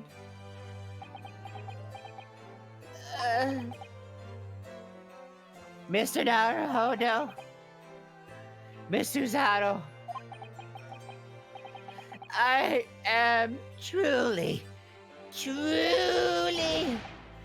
beside myself with gratitude. How can I ever thank you enough? I'm I just thought glad he it's was all. going to be upset that we just proved he was a quack. No. I'm just glad it's all been cleared up. That you realize you were just caught up in a bad situation. Right now, you know, if I had research and grant money, I had given it all answer to you, every penny. Well, that's very kind, but I'm just a student, so. We don't need any financial reward. Don't Your say that, tool don't is say more that. than enough. Huh? You want the money? Please pay us. Oh Okay. dear, what can I do? How about this as a memento? The paper about my hypothesis is inside. Science. Well, just as a memento then, thank you. I've been wondering, Professor. Has a very anachronistic rocket on it. What are you going to do now? Oh my, yes. What am I going to do? My hypothesis and my great machine lies in ruins. But still, it's been too long since I was last in London, so perhaps I'll enjoy some sightseeing. Yeah. I must explore the great exhibition whilst I'm here too, to see if new inspirations hit me. Oh, yes. That's a wonderful idea. I can't allow that. Yep. But Brock! Lord Ventique, what are you doing in here? Brock! I'm sorry you had to go through that, Albert. Well, if I'm honest, it was terrifying. You were like a great demon behind the bench there, snarling down on your prey. Oh, You Hang on. skipped my line. I did skip your line. I'm sorry, Vince. They How dare snuck you it in the skip my second line. line, they did. You're one of the few true friends I have. I couldn't leave it to anybody else to handle the prosecution. Or the defense. Sorry? Or the defense? Did I just hear that right? I always knew that you had my messages at heart. Don't worry. How about you show me around while I'm here in town?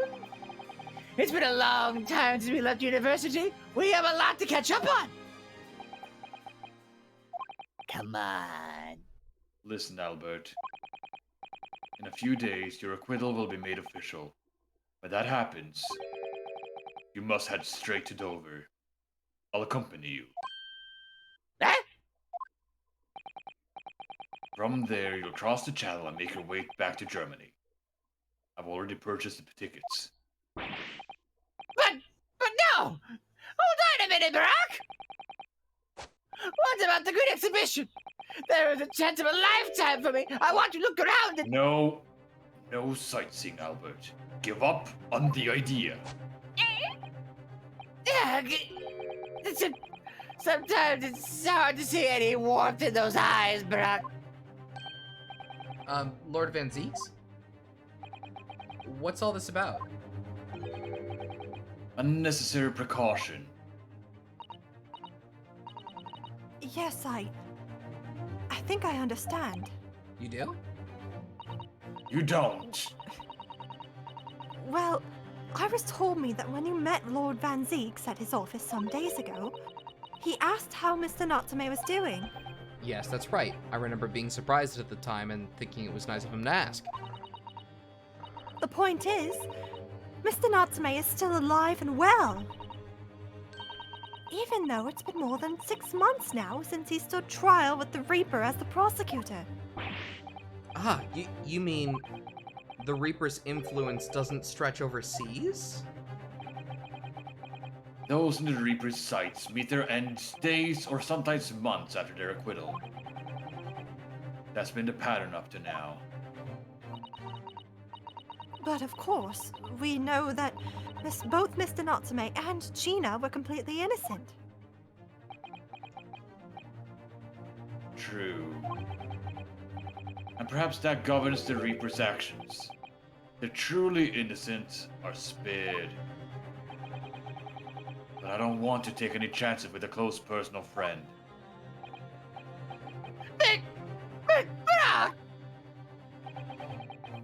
Like the mustached Nipponese, this man should leave the country without delay. That's why I'm packing him off to Germany at once. Right. Does your friend-shaped package get any say in it? No. Goodness! Was this your intention all along then, Lord Van Zeeks? In court, where people think of him as the Reaper, this man seems absolutely merciless. And yet, sometimes I feel as though I don't understand him at all. It's time to go, Albert. Back to the prison for the time being. Ah, yes, all right. Well then, Mr. Naruhodo. Thank you so much for everything. Not at all, Professor. It was a pleasure getting to know you. Best wishes, Professor Harebrained. Well, once this is settled, you must come and visit me in Germany. Anyway, goodbye for now. Alright, bye. Woo! See ya. Now, my Nipponese friend. Oh, yes? I thought you'd gone too. We have matters to discuss. Can you spare me some time? You want to talk with me? Ooh, interesting. I'll be waiting in the courtroom in 10 minutes. Oh. Well, that was strange. I left my music behind, sorry. You want this? Can I keep it? Excuse me, you dropped this. Take it back in 10 minutes. Oh, Okay. For some reason, I didn't get the sense of impending doom as he walked away this time. The music didn't give you the sense? The enigma, Barack Van Zieks. What does he want to discuss, I wonder? The answer awaits in the courtroom, I suppose. Here goes, then. Hey, you forgot this. This is your... You're not gonna to be continue us for this, right? They're Don't gonna. you dare. They might. Don't do it. It is October. Okay. Oh, it is October. Spooky-tober. Oh, Susoda was invited too. Oh, and him!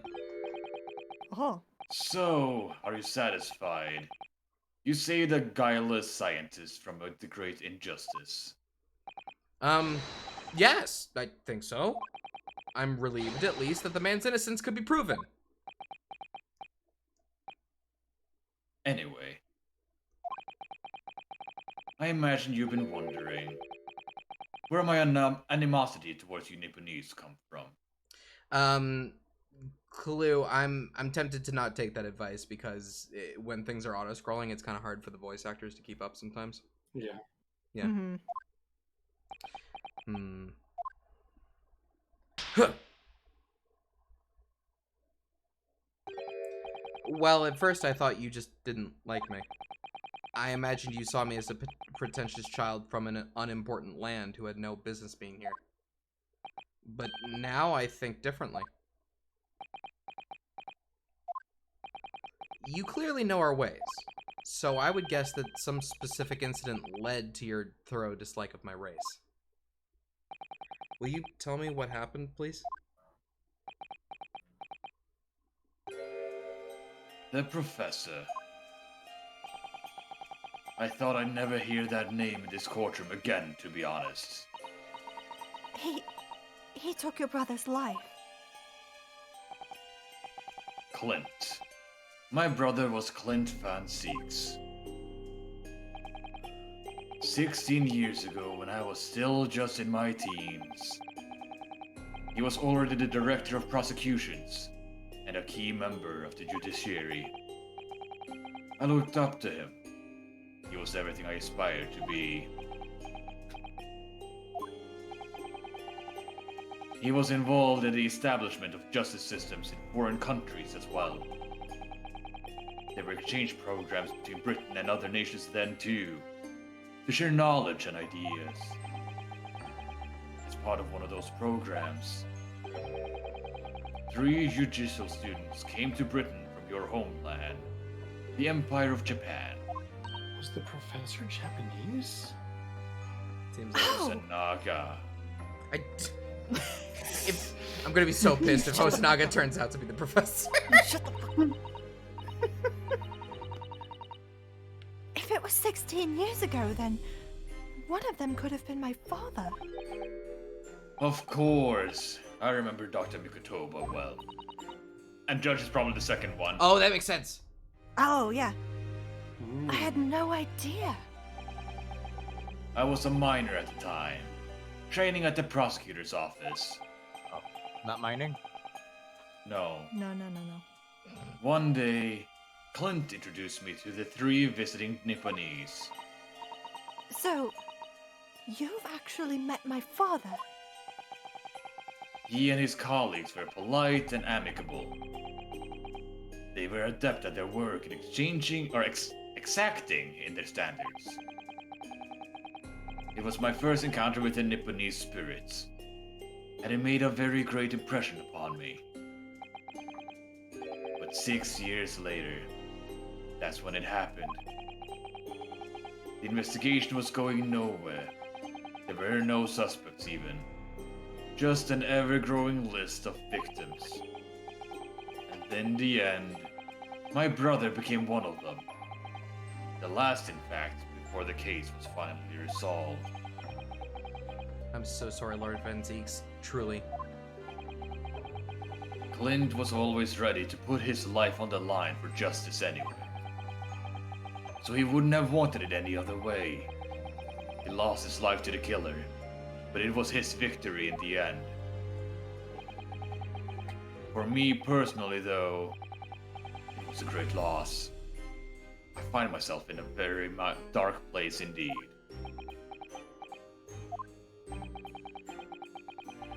When I finally found out the killer's identity, the reason why no one had been able to catch the man sooner ceased to be such a mystery. He'd been hiding in plain sight all the time. In plain sight. Are you aware of political events 10 years ago? It was a period of extremely sensitive diplomacy between the British and Japanese empires. A new treaty was being forged, I think? Correct. The Anglo-Japanese Treaty of Friendship and Navigation was being concluded. The leaders of both countries were deep in extensive political discussions. Which is why this particular killer's appearance in court was conducted as a closed trial. If the British public had known the identity of the killer, not only would the treaty have been in jeopardy, but our two nations could very well have ended up at war. What? A war between Britain and Japan? But that would mean... Oh my! You mean to say the professor was...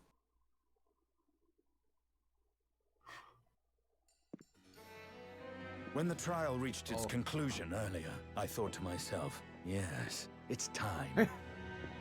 Autoplane, yeah. For you to come face to face with this hideous monster. Well, okay. Minus, yeah. Sure. Okay, I'll put it on. Oh, it's just a go back, go back, go back. Exit. What? Just press minus. Oh, you're right. I borrowed the key for the mask from the proprietress of the Waxwork Museum. So see for yourselves now. Confirm it with your own eyes. The truth that's been hidden this past decade.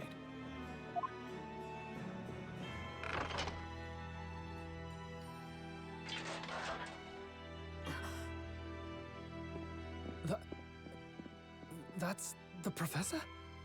Yes, that's him. Until now. Oh, is it I've Cosmo's never dad? crossed my mind that the mass murderer whose crimes shook Britain as never before Oh. Whoa. was Japanese. He's cool. Wait a minute. That face. I feel as though I've seen it somewhere. It's strangely familiar.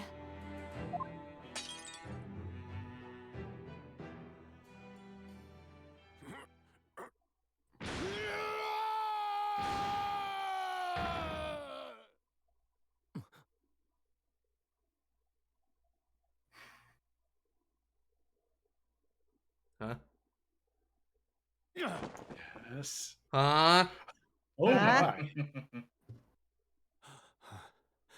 Father. Called it! Yep. Yeah. Father? Wow, Cosmo, you look cool too.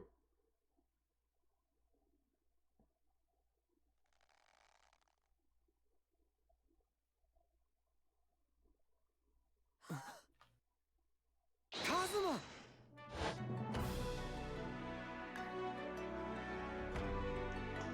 My best friend, Kazuma Asogi.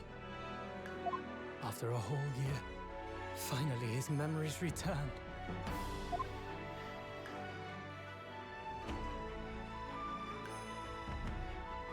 It's a twin brother. As he stood there before me.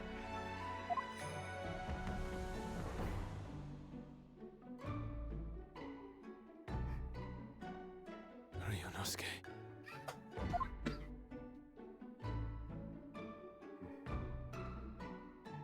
Hello again. My friend. Kazuma-sama! Judicial Assistant Mikotoba.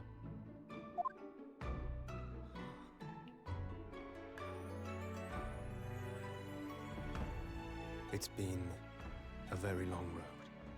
Thank you. Thank you for guiding my friend here when I could not. It was an honor.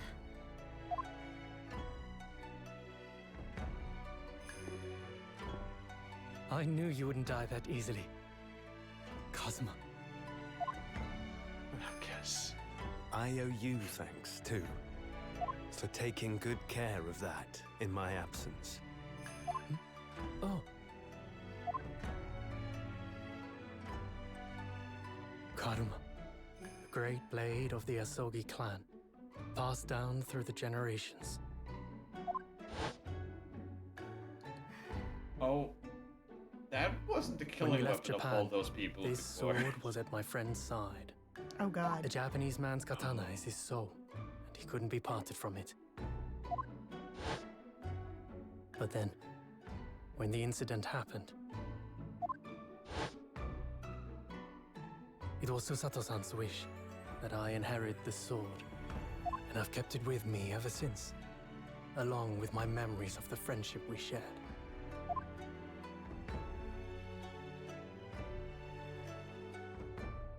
With this by my side, I always felt that you were watching over me somehow.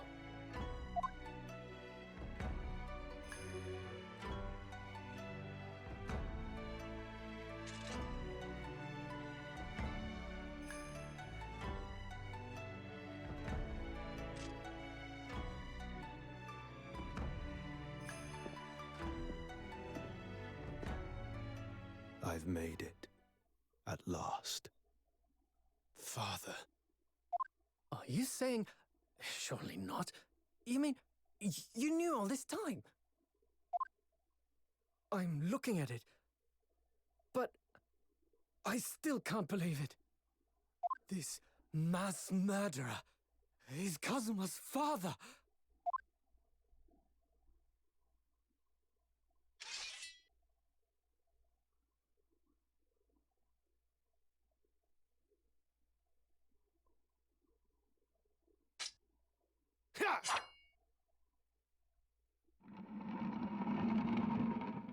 Goodbye. Two Spell's gonna be pissed. You probably have to pay for that. It's only a model. Kazuma-sama. That's the model. Okay, back to Japan. Ryunosuke, we have much to talk about, but now is not the time. Oh no.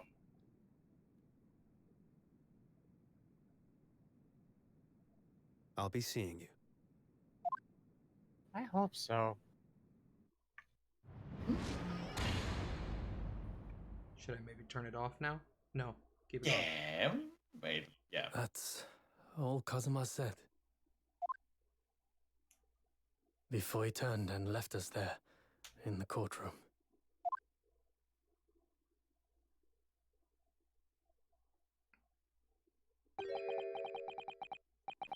So he's a living afterimage of the man who took my brother's life, is he?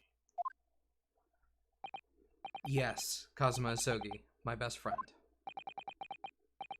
3 months ago, when Lord Strongheart introduced us, I had an inkling there was something there. Some connection. But why did Lord Strongheart do that? Why did he make Kazuma Lord Van Zeek's apprentice? And when he was suffering amnesia too? The man was apprehended, even executed. But his legacy just won't die. That's the sad truth. Anyway, that's all I had to say. I thank you for meeting with me as I asked.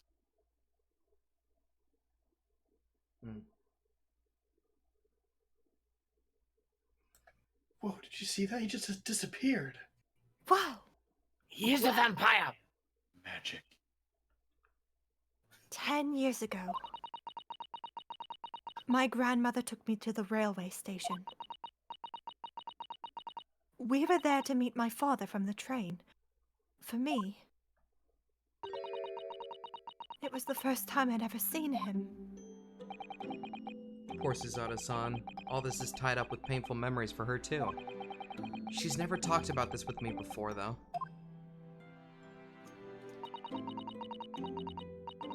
It took time having to adjust with Father around, but just when I started to get used to it, he called me into his study one day. He told me that a great friend of his had passed away in London, and that the friend had left behind a son, a boy, 7 years my senior. Father told me the boy had made a promise to his late father. So he was studying to become a defense lawyer.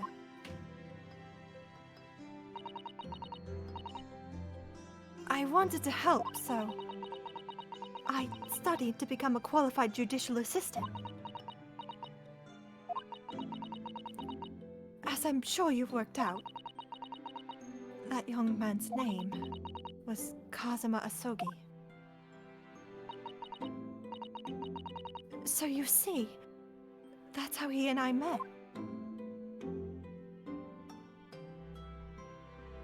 For a brief moment, my great friend had returned, only to disappear again all too soon. But in that fleeting encounter, something stirred. Something that had been dormant for a long time. As if great wheels had been set in motion. I could almost hear them creaking into life. In some ways, it was the end of a chapter, but in many, it was the start of a new one. Is that the end? That might be the end. Yeah. Oh, wow. Damn. That chapter really went at it. The masking. Save. Save. For the love of God, save. We are, I don't think, oh! And we got Shosni on. Hey! And we got Shosni. Subscribing on YouTube, Shosni. Yeah. Got it. That's the first time I've seen a name I recognize on the YouTube notification. So I guess next time, I know we're ending a little bit early. Yeah, but I agree. It would feel weird to start a new chapter right now. Yeah. I think that it's smart to cut it here. So episode 4, Twisted Karma and His Last Vow. Next time. Wow. Thank you, Gomez. Thank you very much. Oh my gosh. Yeah. Wow. So I guess Hosonaga is Cosmo's dad, huh? Yeah, I know. Surprising. The mask demasking. The end of Hypothesis. This was fun. It could still be true. You know what? I'll give it to you. It could still be true. Maybe each plastic surgery. We never got to her, the third person. Ah, it's true. I mean, I It's guess definitely the that's judge. true. I mean, Maybe that's- Hosonaga blamed this man. Maybe he's fine.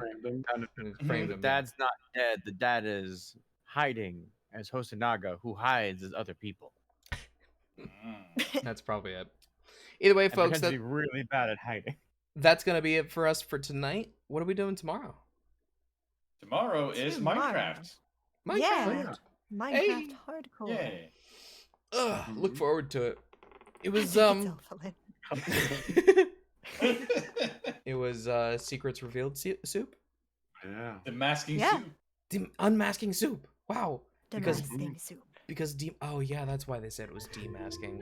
Because it's That demask. is not the right button. You want the like sparkle sound, didn't you? You don't know that. Oh wait, hold on. Hold on. Where is Hold it? Hold it. Where is it? Hold on. Where is it? Hold on. Where is it? There it is. There it is. That wasn't Hey. me. Right. Wait. Oh, here it is. Hey! Oh, now, Mask to masking. now I can tell which one of you is louder. Okay. We're heading out now, folks. Y'all have a great night. Bye-bye. Yeah. Bye. Bye.